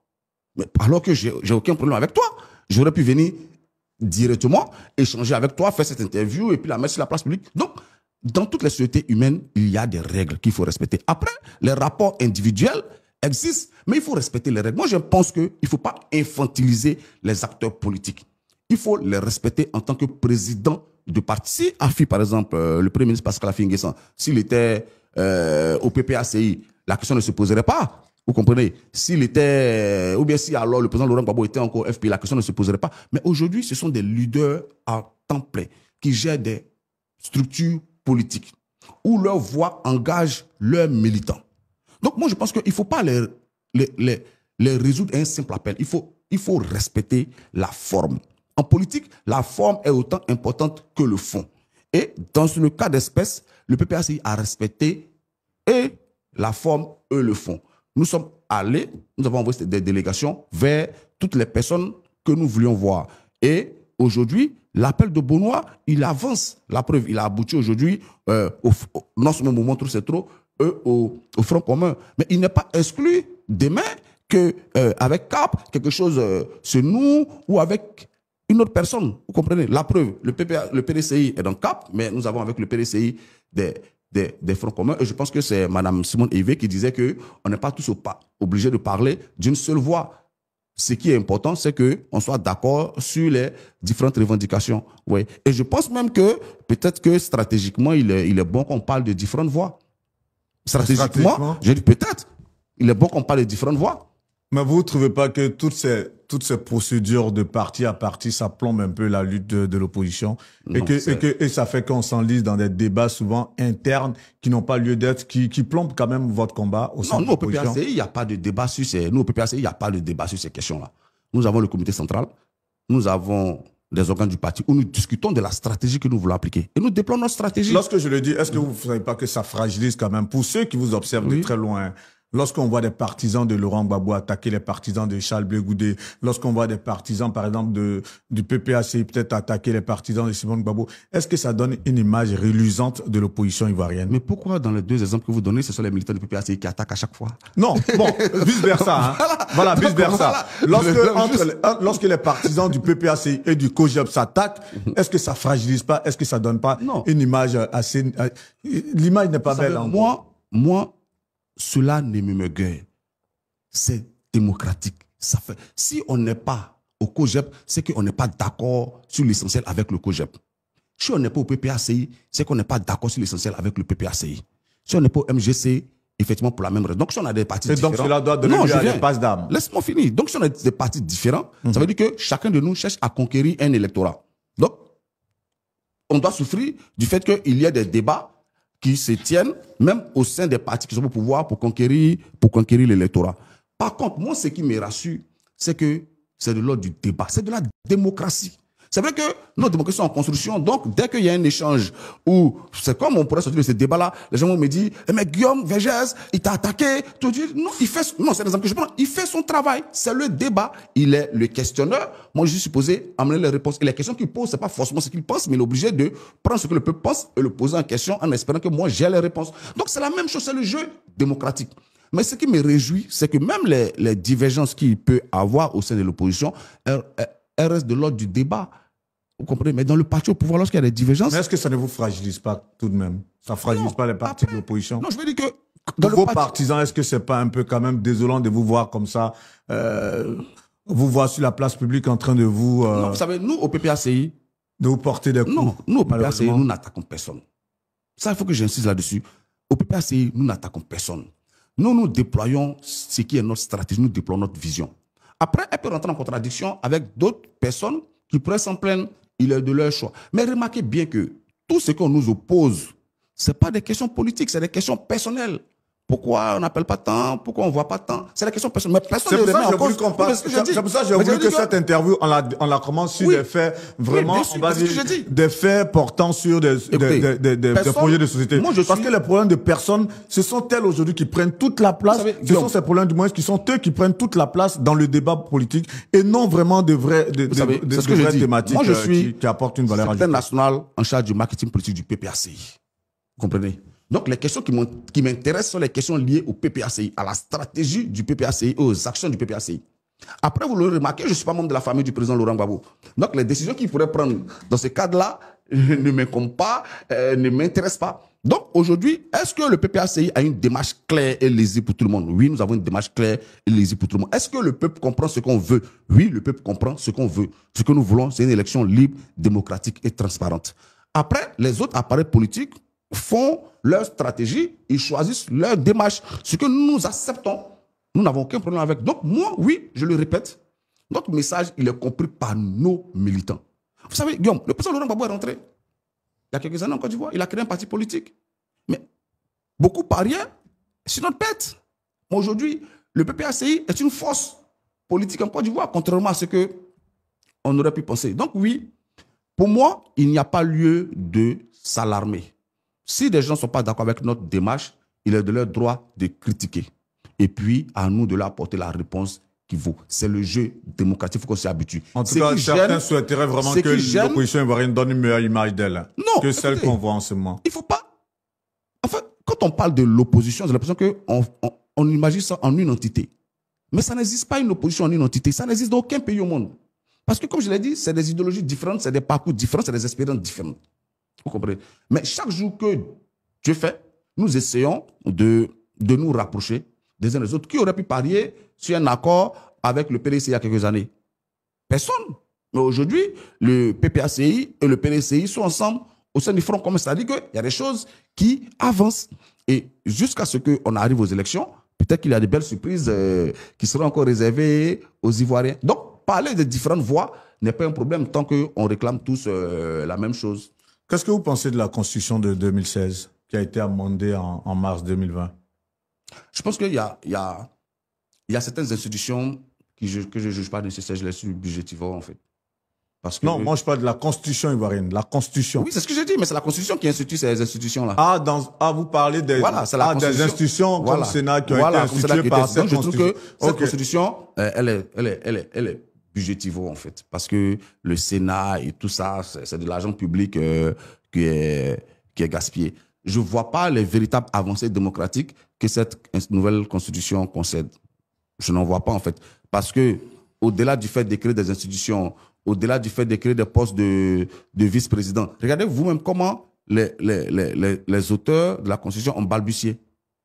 D'abord, au début, le chef de l'État était supposé être élu en même temps que son vice-président. Après, on a fait des amendements où le chef de l'État est élu et puis il nomme son vice-président. On fait une constitution, on nous dit non, mais pour le chef de l'État de faire un troisième mandat. Après, on va sur le site internet, on gomme, on retire tous les liens et puis on dit non, le chef de l'État connaît le droit que nous tous. Et lui, il vient nous dire non, je me promets toujours avec la constitution dans ma poche. Vous savez, mais quand on a besoin d'avoir un document sur soi en permanence, c'est qu'on n'a pas bien bossé. Donc, cette constitution-là, elle n'est pas bonne pour la Côte d'Ivoire parce qu'il n'y a pas d'avancée démocratique véritable. Elle n'est pas bonne pour la Côte d'Ivoire parce qu'elle instaure un gaspillage des ressources publiques. Donc oui, on aurait pu améliorer la Constitution de 2000 si on le voulait. Mais dans ce cas-là, il fallait instaurer dans cette nouvelle Constitution de véritables avancées démocratiques. Mais ce que nous avons en Côte d'Ivoire, ce n'est pas tant les tests, c'est le respect des tests. Mais justement, cette Constitution, quand même, vous a fait une fleur. Quand je parle de vous, je parle du PPACI. Du moment où on lève le verrou de l'âge, ça permet au président Laurent Gbagbo de pouvoir être candidat à 80 ans. Sinon, c'était à 75 ans. Quelque part aussi, c'est un avantage pour le PPACI, n'est-ce pas? Vous savez, c'est un biais. C'est un biais parce que, justement, les auteurs de la Constitution ne s'attendaient pas à ce que le président Laurent Gbagbo soit libéré. C'est ça, vous savez, c'est ça qui est beau dans l'histoire. Oui, c'est ça qui est beau dans l'histoire. C'est ça. C'est-à-dire que souvent, quand on veut ruser avec l'histoire, on nous fait des coups bas. Je me rappelle le premier ministre Aoussou Janou qui disait « Ceux qui sont contre la Constitution n'aiment pas Gbagbo. Parce que cette Constitution-là, si elle est votée, si Gbagbo est libéré pour être candidat demain. » Mais en le disant, il n'espérait pas que le président Laurent Gbagbo soit libéré. Et puis l'histoire lui fait un coup bas, et le président Laurent Gbagbo est libéré. Et ils sont obligés de courir pour inventer d'autres artifices pour ne pas qu'il soit candidat. Mais c'est là où c'est intéressant lorsqu'on voit que le président Laurent Gbagbo, lui, s'est battu pour ses acquis démocratiques. Voilà, le bulletin unique, la majorité, l'âge à 75 ans, et qu'on réintroduit ça. Pourquoi est-ce que vous ne portez pas souvent ce genre de combat au sein du PPACI, de sorte à ce qu'on puisse revenir sur ces acquis démocratiques? Non, justement, vous savez, pour changer, il faut être au pouvoir. Non, je veux dire, là, ça fait partie des revendications. Là, en ce moment, vous êtes en train de vous battre pour que la CEI soit réformée, pour que, au niveau du découpage électoral, il y ait des efforts qui soient faits, qu'on puisse même, on va dire, abroger cette CEI qui est en place là avec Couibert. Pourquoi ne pas en même temps demander que, je dis n'importe quoi, d'autant plus que ça a été amendé, demander au président Alassane Ouattara d'amender aussi l'article portant, qu'on appelle ça, qui porte sur l'âge. Pourquoi est-ce que vous ne demandez pas ça? Aussi. Pour sur l'âge. Mais non, mais c'est ce que je dis. Tout est une question de priorité. Dans un combat politique, il y a plusieurs revendications. Mais la situation se règle par urgence. Guillaume, on a 3 mois d'une élection, moins de 3 mois d'une élection présidentielle qui s'annonce catastrophique si rien n'est fait. La Constitution, une fois que le RADP aura perdu le pouvoir, on pourra changer la Constitution, faire en sorte que les Ivoiriens y retrouvent leur véritable aspiration. Mais nous pensons que l'urgence, on fait une élection, on ne veut plus qu'il y ait des morts. On ne veut pas qu'au sortir de 2025, on soit là à compter les morts. Vous voyez, on a eu en 2010 3000 morts. En 2015, on a eu des morts. En 2020, on a franchi notre palier, on a joué au foot. Non, ce combat, il est légitime. Voilà, ce combat, il est légitime, mais c'est lorsque je vois qu'il y a certains articles qui sont à l'avantage du PPACI et que le PPACI ne lève pas le petit doigt là-dessus. C'est ce pourquoi j'interroge votre conscience là-dessus, au fait. Lorsque cette constitution a été mise en place, le PPACI n'existait pas. Donc, on ne peut pas dire qu'on a fait une constitution. Le PPACI se conforme à la loi. Vous comprenez? Le PPACI se conforme à la loi. Donc, là, beaucoup de militants du parti au pouvoir vont vous prendre au mot. Si vous devez vous conformer à la loi, on va vous dire, mais toutes les lois qui ont été votées, toutes les décisions de justice qui ont été prises, que vous dénoncez en longueur de journée, conformez-vous-y. C'est ce qu'ils vont vous dire. Hein? Mais vous voyez, c'est le bien, c'est l'erreur que certains commettent. Je l'expliquais sur un plateau de télé à Abidjan. C'est pas parce que je dénonce une loi que j'estime mauvaise que je ne m'y conforme pas. Est-ce que vous comprenez? Je peux dénoncer une loi en estimant qu'elle est mauvaise, tout en m'y conformant, en attendant de la faire changer. Vous comprenez? Donc oui, la décision de justice dont vous parlez, nous la dénonçons parce qu'elle ne respecte même pas ni la Constitution, ni le code. Donc nous la dénonçons. Mais c'est justement parce que nous respectons la loi que nous continuons de la dénoncer. Donc oui, une loi qui est mauvaise, on la dénonce. Mais en attendant qu'elle soit changée, on s'y conforme. Donc, dans l'exemple de la Constitution que vous évoquez, vous pensez que si le président Laurent Gbagbo était rentré en Côte d'Ivoire et que la Constitution de 2000 n'avait pas changé et que l'âge limite était à 75 ans, vous imaginez qu'on serait en train de faire des manifestations pour demander que l'âge limite soit mis à 81? Non, on s'y conformerait. Donc, c'est pour ça que j'ai dit, c'est l'histoire qui fait un coup bas au parti au pouvoir. Parce que lorsqu'ils ont fait cette loi-là, c'était pour faire une fleur à leur chef, en pariant sur le fait que le président Laurent Gbagbo ne serait jamais libéré et qu'il ne reviendrait jamais en Côte d'Ivoire. Et par la combativité des Ivoiriens, par la foi des Ivoiriens, le président Laurent Gbagbo a été libéré. Je vous assure, s'ils avaient la possibilité d'aller changer rapidement pour ramener à 75 ans, il l'aurait fait, mais c'est parce qu'il ne peut pas le faire, ce serait trop flagrant. Donc non, elle ne fait pas de fleurs au PPACI. Le PPACI constate que la loi existe. Et s'y conforme simplement. Et si le président Alassane Ouattara devait se conformer à toutes les décisions de justice qui ont cours et laisser les choses en l'état, par exemple, et qu'il est seul candidat et que les autres candidats sont éliminés, au soir, enfin, on va dire, les candidatures, c'est au mois d'août, je crois bien, même si le calendrier électoral n'est pas encore assez clair là-dessus, et que les autres candidats qu'il n'y a pas de candidat et que c'est le seul candidat, et qu'il se conforme aux décisions actuelles, selon vous, quelles seraient les... Ça n'arrivera pas. Ah ouais? Non. Sur quoi vous basez pour dire cela? Ça n'arrivera pas, simplement. Parce que le peuple de Côte d'Ivoire ne l'acceptera pas. Il y a une élection, il faut que toutes les forces vives de la nation aille à la compétition et que le meilleur l'emporte. Voilà. Donc ça n'arrivera pas qu'il soit candidat unique. Ça, c'est révolu, ça c'était 60 ans en arrière. Et je me rappelle, il y a un cas d'hier qui disait, non, je crois que c'était le maire de Koro qui disait, non, nous-mêmes on veut un royaume. Il a dit, ah, tu es venu dans un monde un peu trop vieux. En fait, ça fallait retourner en 1800, 1900. Il n'y aura pas de royaume en Côte d'Ivoire. Non, ça ne va pas exister. Et il ne sera pas candidat unique, il ne sera même pas candidat. Il ne sera même pas candidat? Non, parce que la loi ne le permet pas d'être candidat. Donc, il ne sera pas candidat. Donc, de ne pas être candidat jusqu'à être candidat unique, le chemin est trop long. Le Front commun avec le PDC RDA, ça se passe bien? Super bien. Nous avons une réunion le mardi 22 à Abidjan. Et puis, par la suite, il y a un certain nombre de décisions qui seront annoncées. Le peuple sera convoqué. Parfait. Le président Guillaume Soro qui rejoint le mouvement Trop c'est trop, et cela soulève quand même des débats, de savoir que le président Guillaume Soro qui vous a combattu hier avec la rébellion, aujourd'hui est accepté, on va dire, en grande pompe, je vais dire ça comme ça, lorsqu'il rejoint votre mouvement. Est-ce que ça ne fait pas un peu désordre tout ça? Guillaume, quand Guillaume Soro rejoint un mouvement initié par Laurent Gbagbo, qui gagne? Je ne sais pas. Je vous pose la question. Non, posez la question peut-être à ceux qui trouvent cela. Ici, vous êtes le représentant de... Quand vous me posez la question, vous êtes le représentant de ceux qui pensent cela. OK. On a dit, pendant 10 ans, oui, on a dit Gbagbo, c'est un dictateur, c'est un sanguinaire, c'est un génocidaire. Et que le président Laurent Gbagbo dit, je lance un mouvement qui s'appelle Trop c'est trop pour me battre pour les libertés démocratiques individuelles. Puis Soro dit, je viens. C'est fait, on est acquis. En fait, c'est une question de vision stratégique. Ça veut dire que cela confirme que tout ce qu'on a dit sur le président Laurent Gbagbo. Cette vision stratégique n'est pas un peu contraire à la morale sociale quand même? Tu voudrais que celui qui t'a combattu hier, que tu veuilles t'allier avec lui aujourd'hui. Est-ce que par rapport à la conscience morale sociale, est-ce qu'il n'y a pas un problème? Mais bien au contraire. Dans toutes les sociétés africaines, on élève au rang de héros ceux qui arrivent à se dépasser pour se remettre avec leurs adversaires et leurs ennemis d'hier. Il n'y a aucune société humaine où on dit non, si quelqu'un t'a fait quelque chose, il faut que tu fasses la même chose. La preuve, même dans la Bible, on disait un pour un, il y a eu le Nouveau Testament qui est venu balayer l'Ancien Testament quasiment, bon pas balayer, mais qui est venu compléter l'Ancien Testament où Jésus dit, on vous disait un pour un, donc pour donc moi je vous dis, si on vous gifle là, donc dans toutes les sociétés humaines, c'est faire preuve de dépassement de soi, c'est faire preuve de bravoure que d'être capable d'accepter auprès de soi quelqu'un qui vous a fait du mal hier. Donc pour vous, en termes d'éthique, il n'y a aucun problème. C'est dans l'ordre normal des choses. Mais Guillaume, qu'est-ce qu'il y a? Moi, je pose encore la question. Qu'est-ce qu'il y a de plus hautement humain que d'accepter auprès de soi quelqu'un qui vous a combattu hier. Moi, je souhaiterais qu'on m'explique. Après, oui, il ne faut pas minimiser la question. Je ne la minimise pas parce qu'il y a des gens qui ont quand même souffert de la rébellion. Il y a des gens qui ont perdu des proches.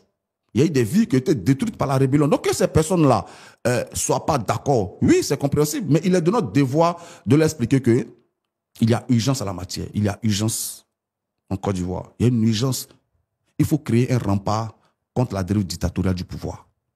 Donc, dans ce sens-là, toutes les personnes qui sont victimes de ces injustices-là sont les bienvenus. Ça fait pas, nous, on n'est pas amis à Soro, Guillaume. Parce qu'il faut que les gens comprennent, on n'est pas amis à Soro. Mais il subit la même chose que le président Laurent Gbagbo aujourd'hui. Et chez lui, c'est encore plus dommage parce que c'est un régime qu'il a conclu envoyer au pouvoir qui lui fait subir ça. Mais c'est un enfant de la Côte d'Ivoire. Donc, ça n'absout pas ses fautes d'hier du tout. Mais on se dit, puisqu'on est tous victimes du même pouvoir, pourquoi ne pas se compléter les forces pour essayer de corriger ces injustices-là? Après, chacun de nous répondra soit devant le tribunal de l'histoire, soit devant la justice. Mais pour le moment, qu'est-ce qu'il faut faire? Il faut régler un problème ponctuel. Et donc, pour cette alliance stratégique, en tout cas, vous avez besoin de tout le monde. Vous savez, quand Mas disait prolétaires de tous les pays, unissez-vous, il n'établissait pas des ethnies pour dire bon, les prolétaires de Côte d'Ivoire, unissez-vous, les prolétaires de tel pays, unissez-vous. Donc, le même message que nous enseignons, tous ceux qui sont victimes d'injustice sous le régime Ouattara, unissons-nous. C'est le message. Donc, peu importe, même si aujourd'hui, je donne un exemple, je veux même être sarcastique, on nous disait qu'il y a le président de l'Assemblée nationale, Adama Bitogo. Si aujourd'hui, il veut être candidat, parce qu'on nous disait, selon certaines rumeurs, il souhaiterait être candidat. Mais si aujourd'hui, on met une loi qui empêche spécialement Bitogo d'être candidat, on lui dira, ben viens dans le mouvement trop c'est trop. Parce que nous, notre pouvoir, notre mission, et le président Laurent Gbagbo l'a dit, c'est de faire en sorte que ce pouvoir ne soit plus là. Par contre, nous avons posé un principe base, il faut que ce soit par des moyens démocratiques. Parce que souvent on nous dit non, vous préparez une insurrection. Non, on ne prépare pas d'insurrection. Le président Laurent Gbagbo, toutes les victoires qu'il a remportées dans sa vie, ce sont des victoires politiques, ce sont des victoires démocratiques. Oui, parce que certains pensent qu'aujourd'hui, votre allié, aujourd'hui, Guillaume Soro, qui a rejoint le mouvement Trop c'est trop, pour beaucoup, hein, pour certains, c'est un peu votre bras guerrier qui, lui, serait en train de formater un coup pour que vous puissiez vous engouffrer dans ce tuyau. En plus, ça nous fait un mauvais procès. Parce que je rappelle que ce qui a débouché sur CAP aujourd'hui, la première réunion au sein du PDCI, mais le GPS était représenté par l'honorable Soumaoro. Il y a la signature pour le compte du GPS. Donc GPS a fait partie de CAP Côte d'Ivoire? J'ai dit pour les premières réunions qui ont débouché sur CAP par la suite. Okay. Même le PPACI y était. Ces réunions sont déroulées au siège du PDCI. Le COGEP était représenté par le docteur Patrick Saraka. Ils ont tous signé. Et c'est par la suite que l'honorable Soumaoro a été arrêté et jeté en prison parce qu'on l'a accusé de se prévaloir d'une organisation qui est dissoute par la justice. Comprenez? Donc, que des Ivoiriens. Mais qu'est-ce qui a fait qu'après le PPACI n'a pas continué avec non, je vais finir dessus. Okay. Que des Ivoiriens qui ont souffert du fait de la rébellion initiée par Soro Guillaume expriment leur mécontentement. Oui, ça, je peux l'entendre. Et il est de notre devoir de les rassurer. Il est de notre devoir de leur dire, écoutez, le périple qui nous guette est beaucoup plus dangereux parce qu'il risque de nous faire disparaître totalement. Mais que ce soit des chefs de partis politiques qui ont posé leur signature à côté de celle des GPS, de Soro Guillaume, qui nous le reprochent aujourd'hui, il y a un problème de cohérence. Oui, il y a un problème de cohérence. Maintenant, pourquoi non, parce que je dis que cette signature, c'était pas encore CAP. Voilà. Par la suite, nous avons estimé que il fallait avoir une ligne claire et puis porter notre revendication. Nous avons lancé l'appel de Benoît. Mais ce n'est pas un appel fermé par la suite. La preuve, le PDCI, dont le président Thiam assure la présidence, parce qu'on semble l'oublier souvent, le président de Cap Côte d'Ivoire, c'est le président Tidiane Thiam, et puis Mme Simone Yvé, porte-parole, je crois. Oui. Donc voilà. Donc aujourd'hui, on est ensemble dans le front commun. Il n'est pas exclu que demain, il y ait un autre accord qui soit signé même avec Cap. Donc des discussions peuvent avoir lieu. Et puis on est à 3 mois de l'élection et tout est encore possible. J'ai dit, ne pas parler d'une seule voix ne veut pas dire qu'on ne parle pas de la même voix. C'est clair. On va terminer rapidement par 2 dernières questions. Là, je vous parle en tant que jeune. Je ne parle pas parce que vous avez des procédures au sein du parti. Vous allez me dire, non, ça c'est la position du parti. Mais là, moi, je vous parle en tant que jeune parce que vous êtes jeune, vous avez été leader estudiantin. Aujourd'hui, vous avez un jeune qui a été leader estudiantin, qui est aujourd'hui président de parti, président du COJEP, Charles Blé Goudé, par exemple. Et vous, en tant que leader estudiantin, lorsque vous voyez aujourd'hui les rapports entre ce leader estudiantin jeune, qui est aujourd'hui président de parti, avec votre mentor d'aujourd'hui, le président Laurent Gbagbo, ces rapports, qu'est-ce que ça vous fait? Et surtout, ma question elle a 2 volets, et surtout que vous, en tant que leader estudiantin jeune, aujourd'hui, quelqu'un qui a une place stratégique au sein du PPACI, j'ai vu votre dernière prise de parole, lancer des pics à peine voilés à Charles Blé Goudé, par exemple, dans la continuité de tout ça. Déjà, le premier volet, le second volet, votre, enfin, vos réponses passent à tout ça. Non, vous savez, Guillaume, moi, je voulais même pas aborder cette question-là. Parce que, pour moi, elle n'en vaut pas la peine. Elle n'en vaut pas la peine. J'estime que moi, je n'ai pas à me prononcer sur les rapports personnels du ministre Charles Blé Goudé avec le président Laurent Gbagbo. Ce que j'ai dit, moi, je suis secrétaire national technique du PPACI. Donc, ma parole engage le parti. Tout à fait. Donc, je ne peux pas. Mais là, je vous pose la question en tant que jeune. leader jeune. Je vais répondre. Oui. Je vais pas me En tant que jeune. Non, je vais répondre. Pas en tant que voilà, porteur de la parole. Je vais d'abord préciser les choses et je vais y répondre, t'en fais pas. Merci. Ce que je vais dire, mais je peux pas dire que je parle pendant 20 minutes en tant que secrétaire national technique du PPACI et puis après pendant 5 minutes je parle en tant que jeune et puis après non, si en tant que 10 minutes je parle en tant que jeune. Non, là, cette question, en tout cas, j'ai fait le distinguo. Non, mais je vais vous en prie. Moi, j'estime que Charles Blé Goudé a aujourd'hui son parti politique et le COJEP, qu'il conduit selon la vision, selon la mission que l'ont confié ses camarades de parti. C'est son droit le plus absolu et moi, je respecte ça. Ce qui me gêne par contre, j'ai regardé un peu. Guillaume, tu l'as reçu au moins 4 ou 5 fois. Oh, plus que ça. Plus que ça. Et je me suis amusé à faire un petit chrono, en fait.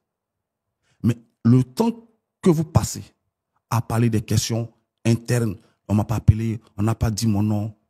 Non, non, c'est des exemples que je vous donne. Hein, non, mais avec moi, je n'étais pas. Non, c'est des exemples. Non, c'est des exemples. Mec, je dis que le temps que vous passez à parler des questions internes, ça représente au moins 70 à 80% des interviews. C'est pour ça que j'ai dit que ça pose un problème. Parce que quand on est parti, ça veut dire qu'on est parti d'opposition, on aspire à prendre le pouvoir d'État. On aspire à prendre le pouvoir d'État. Donc notre adversaire commun, c'est le RADP. Si on estime qu'on a des mésententes, on peut les exposer, ça ne pose pas de problème, mais consacrer l'essentiel de son temps à cette thématique-là, la stratégie victimaire n'est pas toujours la bonne solution. Moi, je vais te donner un exemple simple. Moi, avec Blé Goudé, c'est mon vieux père. C'est comme un politique de côté. C'est de ça, moi. C'est ce que je te dis. C'est qu'on met la politique de côté. Quand c'est quoi, c'est bonjour, vieux père, ça va, on cause, on échange rapidement. Et puis, bon, ça s'arrête là. Et ça, tu comprends. Mais je veux dire que, moi, à titre personnel, par exemple, j'ai toujours souffert de ça, en fait, le concernant. Parce qu'on m'a toujours dit, non, tu es contre Charles Blé Goudé, tu es contre ceci, c'est là. Je te donne un exemple, c'est même quand on organisait les manifestations là, pendant qu'ils étaient encore en prison, on s'asseyait avec des camarades, on dit, bon, quelle stratégie on applique? On dit, bon, dans le cas du procès, il est bon que notre communication soit axée sur le président Laurent Gbagbo. Parce que comme il a le statut d'ancien chef de l'État, dont le palais présidentiel a été bombardé, du point de vue de la communication, strictement la communication, ça parle plus aux personnes à qui on s'adresse que de dire Laurent Gbagbo et Charles Blé Goudé. C'est un exemple simple. Donc on arrête cette stratégie-là ensemble. Donc on fait des affiches, on met le président Laurent Gbagbo, tout et tout et tout. Et puis derrière, il y a des gens qui m'attaquent fortement. Non, pourquoi tu n'as pas mis Blé Goudé sur les affiches? Pourquoi dans la communication, Blé Goudé n'y est pas? J'ai dit, mais on est obligé de travailler de manière stratégique. On est obligé de faire des choix. Ça ne veut pas dire qu'on est contre qui que ce soit. Est-ce que tu vois?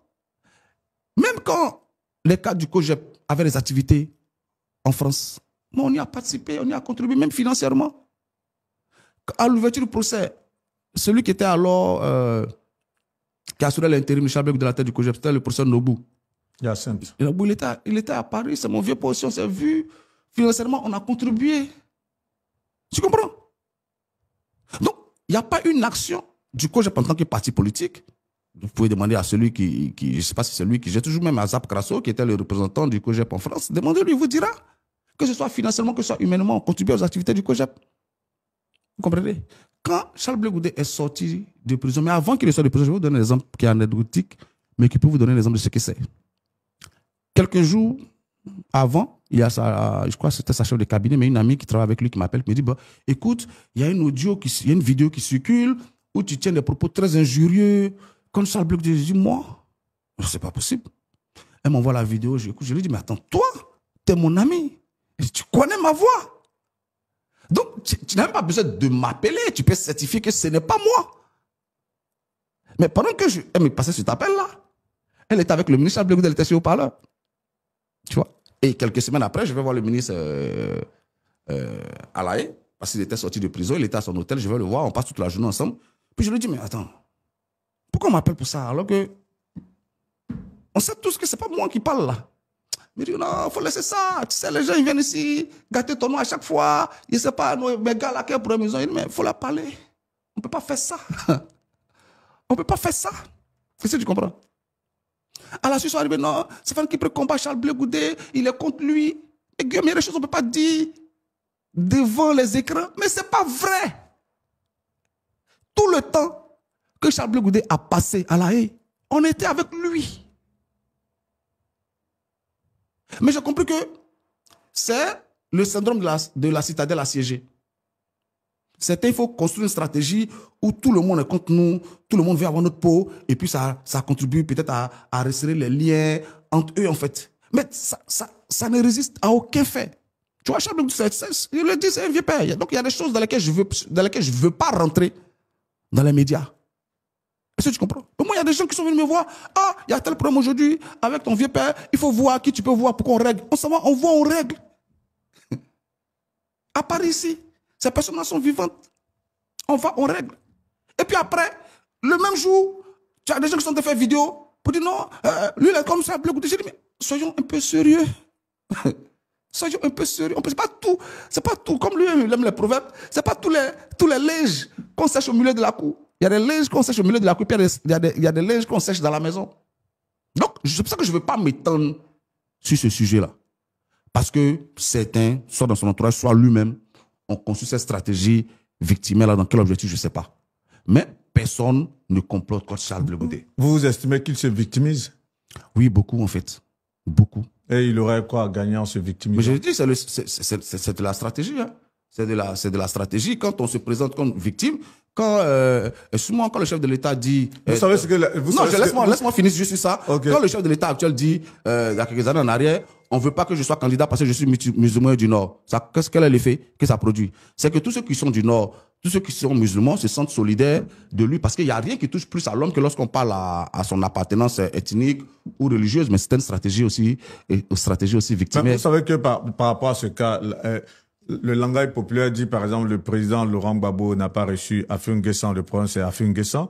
Le président Laurent Gbagbo, lorsqu'il est arrivé à l'aéroport, il a raboué Simone Gbagbo, le problème c'est Simone Gbagbo. Le président Laurent Gbagbo ne reçoit pas Charles Blé Goudé, c'est Charles Blé Goudé le problème. Donc vous estimez que toutes ces personnes se victimisent face à, on va dire, au PPACI quelque part? Non, il faut comprendre. Moi, c'est que la liberté, elle a un coût. On ne peut pas vouloir être libre et puis refuser de payer le coût de sa liberté. Ça aussi, il faut qu'on grandisse. Le président Laurent Gbagbo dit, j'appelle tous mes partisans à venir pour qu'on crée un parti politique. Certains viennent. D'autres estiment qu'eux ne viennent pas là-bas. Parce que quand on marche à n'importe qui, n'importe quoi nous arrive. Donc ils ne viennent pas. Et puis dans le même temps, on monte toute une campagne. Pourquoi il ne nous reçoit pas? Mais si tu voulais qu'il te reçoive, il fallait venir. Il allait aller le voir chaque jour. C'était ça le problème. La liberté, elle a un coût. Quand tu es esclave, que tu es chez le maître, c'est une condition dommageable. Mais au moins, tu ne paies pas de loyer. Quand demain, tu es libéré, il y a les charges. Vous nous dites là que le n'importe qui, on marche avec n'importe qui, n'importe quoi nous arrive. Vous dites là insinueusement que c'est le président Charles Blé Goudé qui disait ça du président Laurent Gbagbo? Ah, vous savez, Guillaume, vous êtes dans la communication. Un message qui peut laisser à plusieurs interprétations, ce n'est pas un bon message. Ça, c'est clair. Un homme politique, son message doit être clair. Donc, lorsque vous passez un message qui peut être interprété de diverses manières, le message n'est pas bon. Vous comprenez? Et là, l'interprétation que vous en faites, c'est comme si vous l'attribuez à... Alors qu'il aurait pu donner il a dû donner cette expression dans d'autres contextes qui n'avaient rien à voir avec le président Laurent Gbagbo. Vous voyez donc que le message n'est pas bon. Oui, c'est aussi simple que ça. Hein? Donc, ce n'est pas une question de personne.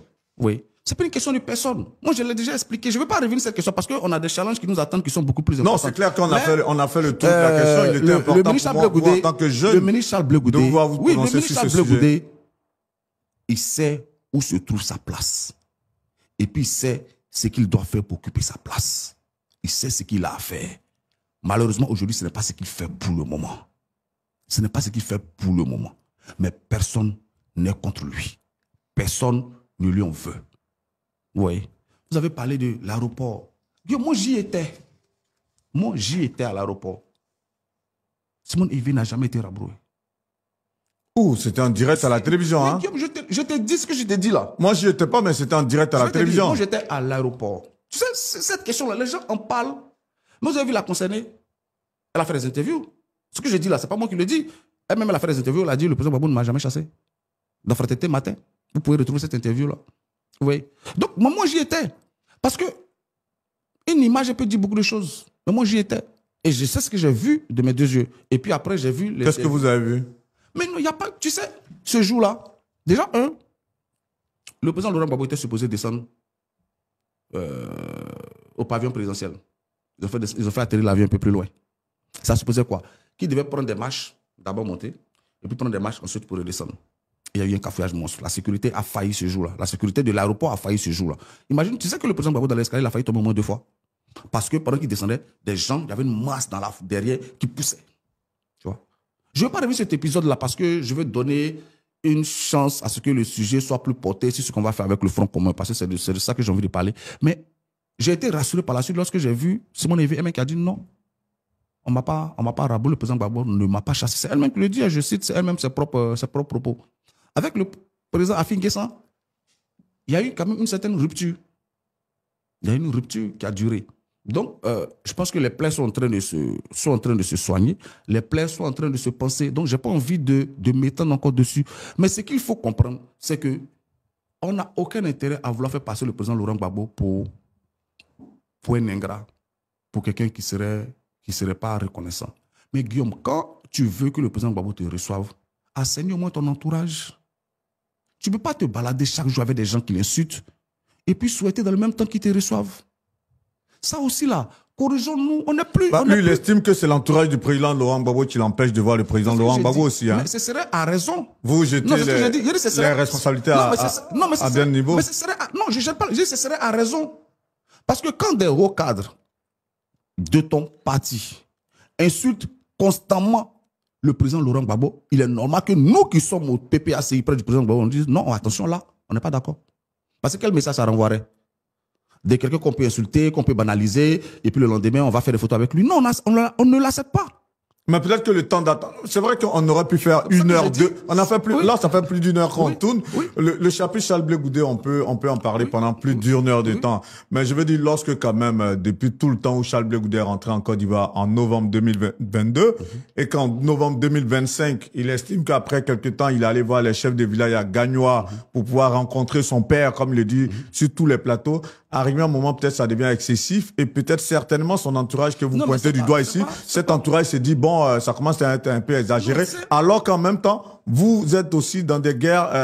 non, Guillaume, tu sais, c'est parce que, comme j'ai dit là, je ne veux pas faire l'historique de tout ça. Parce qu'il y a des guerres de tranchées de toutes parts. Non, c'est pas des guerres de tranchées. Parce que lorsque vous dites que les partisans du président de Charles Blé Goudé insultent le président Laurent Gbagbo, les partisans de Charles Blé Goudé disent aussi que les partisans du président Laurent Gbagbo font de leur leader leur chou gras. Tu sais, c'est pour ça que j'ai dit depuis, c'est parce que je veux pas que ce soit, toi tu es journaliste, tu veux du clic. Donc si on insiste sur ce sujet-là, ça risque d'occuper l'essentiel de l'entretien en fait. Donc c'est pour ça que je dis, je pense que je me suis longuement expliqué déjà par le passé sur cette histoire. C'est pour ça que je veux pas revenir dessus. C'est pour ça que je vous ai dit tout à l'heure que vous ne donnez pas une image réluisante au sein de l'opposition parce que c'est vilain à voir un peu ces rapports. C'est vilain à voir. Ce qui est vrai, Guillaume, et qu'il faut qu'on l'accepte, il faut qu'on soit d'accord dessus, c'est que hier, il y a certaines choses qu'on pardonnait parce que Gbagbo était au pouvoir. Tu comprends? Non, tu pouvais aller chez le président Laurent Gbagbo, peut-être un de ses gardes de corps te poussait de travers, mais tu laissais passer le pouvoir. Parce qu'il y a les avantages du pouvoir qui vont avec. Donc, il y a certaines choses qu'on tolérait hier, mais qu'on ne tolère plus aujourd'hui parce que le pouvoir n'est pas là. Parce que le pouvoir n'existe plus, avec les avantages que ça comporte. C'est profond, ce que vous êtes en train de dire. Avec les avantages que ça comporte. Donc, ce qu'on pouvait tolérer je vois le plan axiologique, mais bon, si on veut aller dans des déductions, ce sera trop long. Le président Laurent Gbagbo, il n'a pas changé. Voilà. On le connaît. C'est quelqu'un qui est débonnaire, c'est quelqu'un qui est humain. Il est foncièrement humain. Nous tous, on le sait. Il est toujours prêt à écouter et à tendre la main. Mais ce qu'on doit aussi accepter, c'est que nous, et quand je parle de moi, je parle de nous, je parle de tous ces jeunes aujourd'hui qui sont autour du président Laurent Gbagbo, que ce soit Damana Picas, que ce soit Kwa Justin, que ce soit Blaise Las, que ce soit Stéphane Kipri, on ne va pas accepter que le président Gbagbo soit banalisé. Ça, vraiment, il faut que ce soit clair. Tous ceux qui vont entreprendre une démarche respectueuse du parcours du président Laurent Gbagbo, de ce qu'il a été, de ce qu'il est, trouveront porte ouverte pour qu'on puisse avancer ensemble. Mais tous ceux qui vont essayer de l'instrumentaliser, de l'utiliser, ils trouveront porte close. On ne va pas permettre ça. Vraiment, il faut que nous tous, on soit d'accord là-dessus. Laurent Gbagbo est ce que nous avons de plus précieux aujourd'hui. Tout le combat pour lequel il s'est battu toute sa vie, mais c'est nous qui en profitons aujourd'hui. Quand on peut voter à 18 ans, c'est qui? C'est Laurent Gbagbo. Quand il y a la liberté d'expression, quand il y a la liberté d'association, c'est qui? C'est Laurent Gbagbo. Mais ayons de la mémoire, rappelons-nous, en 92, le président Laurent Gbagbo va en prison. Pourquoi? Parce qu'il y a eu une descente à la cité universitaire, Yopougon, et puis il proteste parce qu'il ne faut pas qu'il va pour défendre les étudiants, et puis ça lui vaut d'aller en prison. Donc ce président Laurent Gbagbo qui a consacré toute sa vie au combat pour la jeunesse, on ne va pas accepter qu'il soit banalisé. On ne va pas l'accepter. Et si ça doit nous valoir de lever de boucliers, on est prêt à les recevoir. Il faut respecter le président Laurent Gbagbo. Surtout quand on l'a eu hier comme leader. Ça ne veut pas dire que c'est un saint qui ne commet pas d'erreur. Loin de là. Mais il faut le respecter. On va terminer, avant de terminer sur le sujet de ce que vous allez faire avec le Front commun, une petite question rapide. Là, en tant que jeune, qu'est-ce que vous pensez des positions versatiles d'un cyberactiviste comme Johnny Pacheco? Je ne pense rien du tout. Il faut demander à ceux qui l'ont déjà reçu et qui ont déjà causé avec lui. Non, mais vous suivez ses vidéos tout de même? Non. Vous n'avez jamais regardé la vidéo de Johnny Pacheco? Lorsqu'il soutenait le président Laurent Gbagbo, lorsque le président Laurent Gbagbo était à La Haye, vous ne regardiez pas ces vidéos? Non. Lorsque le président Laurent Gbagbo est sorti et qu'il est devenu RHDP, qu'il insultait le président Laurent Gbagbo, vous n'avez pas regardé ces vidéos non plus? Du tout. Et lorsqu'il a retourné sa veste aujourd'hui... C'est vous qui m'informez de ces différents mouvements. En tout cas, c'est pour ça que je vous parle de positions versatiles. Parce que ces positions étaient vraiment cycliques. Hein. C'est pour ça que je dis. Vous n'avez jamais regardé aucune des vidéos de Johnny Pacheco? Ça peut m'arriver de tomber dessus, mais je ne vais pas passer du temps dessus. C'est pour ça que je dis que peut-être que ceux qui l'ont reçu, que ce soit à la CPI, que ce soit à Abidjan, au nom soi-disant de la paix et de la réconciliation, ils sont mieux placés pour en parler. Moi, je vois un jeune Ivoirien qui donne son avis. Quelquefois, je suis d'accord. Quelquefois, je ne suis pas d'accord, mais je n'en pense rien. Je n'en pense rien du tout. Il y a ceux qui l'ont, d'après ce que j'ai entendu, il y a certains qui l'ont employé hier pour inciter d'autres. Je crois que c'est le même qui l'a dit. Après, il y a d'autres qui l'ont reçu, soit disant au nom de la paix, de la... Bon, peut-être qu'eux, ils sont mieux instruits sur l'homme. Moi, je l'ai vu, je crois, 1 ou 2 fois dans ma vie, lorsqu'il avait été agressé, parce qu'en ce moment, il fallait lui apporter une aide pour se soigner. Voilà, j'ai été là. Nous sommes des humanistes, nous sommes des hommes de gauche, mais nous n'instrumentalisons pas les gens. Donc, peut-être qu'il faudrait les recevoir lui-même pour qu'il explique pourquoi un tel vacillement. Je pense qu'il aura les mots pour faire comprendre son message. En tant que chargé de communication du Front commun, PPACI, PDCI, RDA, qu'est-ce qui est prévu? Non, comme je le disais, ce qui est prévu, c'est d'aller au combat. Voilà, c'est d'aller au combat pour obtenir des élections libres, démocratiques et transparentes. Et il ne faut pas que les gens se méprennent, on ne va pas reculer. Parce que souvent, les gens ont tendance à banaliser pour dire non, Guillaume, on ne va pas reculer. Donc, nos points de revendication sont connus. Nous voulons une réforme de la CEI. Nous voulons une RLE. Nous voulons le respect de la Constitution. Nous voulons des élections, en un mot, libres, démocratiques et transparentes. Et nous allons les obtenir, mais démocratiquement. Donc, il ne faut pas que les gens se méprennent. Ça prend du temps parce qu'il faut tout structurer. Là, le Front commun, vu qu'il est connu, voilà. Là, le mardi, comme je disais, le mardi, il y aura une réunion de tous les organes du Front commun. Le mardi, aujourd'hui, nous sommes le lundi 21 juillet, le mardi 22 juillet. Demain, OK. Au siège du PPACI, tous les organes du Front commun vont se réunir. Et puis, à la suite, il y aura des actions qui seront annoncées. Donc, permettez que je les laisse la primeur de ces actions-là. Mais on ira se battre démocratiquement. Parce que l'état dans lequel le pays est impose que chacun de nous ait une prise de conscience. C'est pour ça que je dis, il peut y avoir des problèmes entre nous, mais l'urgence de la situation impose de les mettre de côté et puis de régler le périple qui nous guette. Et puis ensuite, on pourra régler tout ce qu'on veut. Le maire de Port-Boué, l'agent maire de Port-Boué, Aka Maxime, annonçait l'arrivée de il a annoncé éminemment l'arrivée de Tidjane Thiam, le président du PDCADA. Il a dit dans les jours à venir, il nous a accordé une interview à tupeople.net qui a été diffusée hier. Dans cette interview, il disait dans 2 semaines, dans les semaines à venir, le président Tidjane Thiam devrait pouvoir rentrer en Côte d'Ivoire. Quel est votre avis sur ce retour-là? J'ai échangé avec mon aîné, l'honorable Brendoumi, mais permettez que je laisse au PDCI la primeur, c'est quand même le président du PDCI. Donc je pense que le moment venu, le PDCI communiquera sur son la date de retour de son président. Non, mais nous on a déjà eu l'exclusivité avec Aka Maxime hein, lors d'un entretien où il a dit le président Tidjane Thiam était parti pour des missions. Il a réussi toutes les missions pour lesquelles il a séjourné en Europe. Il a même tourné avec son passeport ivoirien. Et tout ça, c'est dans l'interview que vous pouvez voir sur la chaîne YouTube ActuPeople.net. Et il a dit qu'il devait rentrer dans peu de temps. Donc c'est un bien pour la Côte d'Ivoire qui revienne et c'est un bien pour les militants du PDCI. On souhaite aussi que les autres qui sont contraints en exil puissent rentrer en Côte d'Ivoire. La démocratie s'en portera mieux. Surtout vous, en tant que jeune, lorsqu'on voit le profil d'un leader comme Tidjane Thiam, qui a quand même 61 ans ou 62 ans, et qu'on voit les leaders emblématiques que sont les présidents Alassane Ouattara et Laurent Gbagbo, est-ce que vous ne pensez pas qu'aujourd'hui, le temps est venu quand même d'avoir une nouvelle génération de leaders, des dirigeants en Côte d'Ivoire, et que de faire qu'on passe le cap des présidents Laurent Gbagbo et Alassane Ouattara? Non, vous savez, moi, Mamadou Touré, il est jeune. Oui. Mais je ne suis pas d'accord avec lui. C'est-à-dire? C'est pas parce que sa jeunesse n'est pas un critère crédible pour moi, en fait. Oui. En politique. Il n'est pas candidat. Non, c'est un exemple que je donne. Même s'il était candidat, je ne voterai pas pour lui. Oui, mais je veux dire, Tidjane Thiam, qui est avec vous au Front commun, par exemple, qui présente un très bon profil et qui, plus encore, est jeune. Tout de même, vous, en tant que leader jeune, est-ce que vous ne pensez pas que c'est le temps d'avoir une nouvelle génération quand même à la tête de la Côte d'Ivoire? Guillaume, à la tête de la Côte d'Ivoire, on peut avoir toutes les générations, tant que le processus est démocratique. C'est pour ça que je dis, ça peut même être moi, ça peut être quelqu'un d'autre, ça peut être le président Tidjane Thiam. C'est pas ça qui est le problème. Tant que l'Ivoirien peut aller aux urnes et puis s'assurer que ce qu'il a mis dans l'urne, c'est ce qui soit proclamé, le reste, ça se règle. Donc souvent, on soulève les débats d'âge. Bon, même souvent, ceux qui se proclament jeunes, ils sont plus très jeunes. On peut pas dire on est jeune à 60 ans, on est jeune, j'ai vu d'autres qui se parlent. Nous, les jeunes, t'as 55 ans, t'es pas jeune en fait. Donc il faut encore une fois, quelquefois, il faut qu'on se dise, mais la jeunesse, c'est jusqu'à quel âge? Parce que souvent, tu vois des gens qui se proclament jeunes. La jeunesse, c'est jusqu'à 65 ans. Ah, d'accord. Donc si en Côte d'Ivoire, en tout cas, c'est pas ce que dit l'UNESCO, par exemple. L'UNESCO dit quoi? Les jeunes, c'est quel âge? C'est maximum 35 ans, par exemple. Voilà. Donc, 35 ans. Voilà, c'est pour ça que, par exemple, au PPACI, pour diriger la jeunesse du parti, il faut avoir maximum 33 ans. Pour 2 ans de mandat pour finir à 35 ans.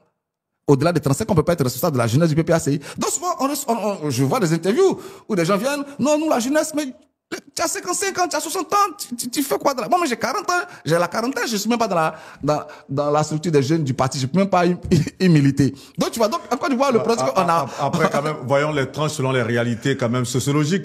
Si on veut voir selon les normes de l'UNESCO, c'est clair qu'à 35 ans... mais Guillaume, si on est pas de jeunes à la tête d'un État africain. Si on est jeune à 65 ans, ça craint. Hein. Oui, mais je veux dire, non, ça, ce sont les normes. Ça, ce sera selon les normes sociologiques. On a Diomaye qui est beaucoup plus jeune, qui est président. Donc, vous, tu vois, c'est pour ça que je dis, le problème, c'est pas là, le problème, c'est la démocratie. S'il n'y avait pas la démocratie, Diomaye Faye ne serait pas aujourd'hui président. Peut-être, il est très jeune. Il était opposé à quelqu'un qui est beaucoup plus âgé que lui. Les Sénégalais ont fait le choix de Diomaye Faye. Il préside aujourd'hui aux destinées du Sénégal. Donc, ce qu'il faut régler en Côte d'Ivoire, c'est la démocratie. Maintenant, une fois que c'est démocratique, si la personne, en tout cas dans les limites de la Constitution, si la personne a 75 ans, que tu as 40 ans, que tu le bats, tu es président, et puis on avance. Voilà. Donc souvent les débats d'âge, c'est pour ça que les débats d'âge me gênent. Ce qui m'intéresse en politique, c'est la conformité de l'idéologie, la conformité de la vision avec la personne qui la porte. Parce qu'il y a des gens qui sont beaucoup plus jeunes, pour qui je voterai jamais, et puis des gens beaucoup plus âgés pour qui je voterai, vice-versa. Donc, pour moi, il faut qu'on regarde à l'idéologie et puis à la vision pour la Côte d'Ivoire. C'est important. Monsieur Fabrice Lago ou encore Steve Biko était l'invité d'Actu People. Vous avez vu, on est parti en tout cas des programmes de société, de la vision du PPACI, du bilan du PPACI, du bilan du RHDP, à pas mal de thématiques qu'on a pu dérouler dans un échange super sympa et très franc. Et vous avez vu les arguments qu'il a pu développer. Ça vous a rappelé un peu le feu follet sur les plateaux de NCI ou encore Live TV. Mais là, c'était l'invité en face de nous. Si vous avez un mot très, très fort à faire passer à la faveur de cette interview exclusive que vous avez voulu bien accorder à ActuPeople.net. Je voudrais d'ailleurs vous en remercier. Si vous avez un mot fort. à faire passer. Vous avez la caméra. Écoutez, Guillaume, je tenais déjà à te remercier de l'invitation. Merci. Parce que je pense que plus on a des médias, plus ça sert la cause de la liberté d'expression. Donc, en tout cas, félicitations. Voilà, nous, on suit un peu de loin depuis les médias culturels jusqu'à aujourd'hui. Donc, je pense que c'est bon d'avoir des jeunes loups comme ça. Je te souhaite tout le meilleur pour la suite. Espérons que bientôt, on sera sur le bouquet et tout ça. Et c'est bon aussi de donner la parole à tout le monde pour que tout le monde puisse s'exprimer. Parce que Sékou Touré disait qu'un oui n'a de centre lorsqu'on a la possibilité de dire non. Donc, il est bon que les Ivoiriens, pour choisir, aient la possibilité d'écouter tout le monde pour faire leur choix. Donc, ça, c'est déjà bon pour les médias. Pas comme en Côte d'Ivoire où souvent c'est assez caporalisé et tout ça. Voilà. Où les pontes du pouvoir achètent tous les médias et puis on nous sait une pluralité de façades. Voilà. Maintenant, ce que je tenais à dire aux Ivoiriens, c'est qu'il est temps de se déterminer. Il est temps de choisir. Il faut choisir. Soit pour maintenir le régime en place, soit pour changer, soit pour évoluer. Nous pensons qu'il faut une Côte d'Ivoire plus sociale. Il faut une Côte d'Ivoire plus souveraine. Il faut une Côte d'Ivoire où la politique est mise en place, pense d'abord à l'humain avant de penser aux chiffres. C'est cette Côte d'Ivoire-là que nous défendons. C'est pour cette Côte d'Ivoire que nous nous battons. Et nous disons que les libertés qu'on perd sont les libertés pour lesquelles on refuse de se battre. La Côte d'Ivoire a connu des avancées démocratiques et cette tentative du parti au pouvoir de nous ramener au parti unique ne doit pas être acceptée. Et nous invitons tous les Ivoiriens, tous les jeunes de Côte d'Ivoire, toutes les femmes de Côte d'Ivoire, tous les hommes de Côte d'Ivoire à se préparer à aller au combat démocratiquement. À se préparer à aller au combat démocratiquement pour obtenir des élections libres, démocratiques et transparentes que nous allons gagner. On va gagner parce que toutes les entraves qui sont créées pour ne pas connaître les élections libres, démocratiques, c'est parce que le parti au pouvoir sait que son bilan, il est questionnable. Et nous allons le questionner. Et nous allons faire sortir tout ce que les Ivoiriens doivent savoir. Donc, que les Ivoiriens se préparent aux élections. Présentement, sur le parrainage qui est en cours en Côte d'Ivoire, je pense qu'on a fini de régler cette question au PPACI. Et puis, le mois d'août sera intéressant politiquement. Merci. Nous sommes aujourd'hui le lundi 21 juillet 2025. Fabrice Lago l'a dit, le mois d'août sera intéressant. Nous sommes tous arrivés sur l'actualité politique en Côte d'Ivoire. C'est dans 3 mois les élections présidentielles. Nous sommes dans une certaine impasse. On ne sait pas encore si le président Laurent Gbagbo, le président Tidiane Tcham, le président Charles Blé Goudé ou encore le président Guillaume Soro seront sur la liste des candidats. Ça reste la grande expectative, ça reste la grande intrigue. Mais on espère que la sagesse va visiter les différents leaders politiques de sorte à ce qu'on sorte de cette impasse et que la Côte d'Ivoire puisse amorcer un développement pour le mieux-être de toutes les populations ivoiriennes, vraiment dans toutes leurs entités. Ça a été un grand plaisir pour moi de vous recevoir sur ce plateau. Merci encore. Merci sincèrement. Et j'espère que vous allez prendre plaisir à suivre cette interview que nous avons réalisée en ce jour. Que Dieu vous bénisse. C'était Guillaume Ver. Partage la vidéo et puis abonne-toi.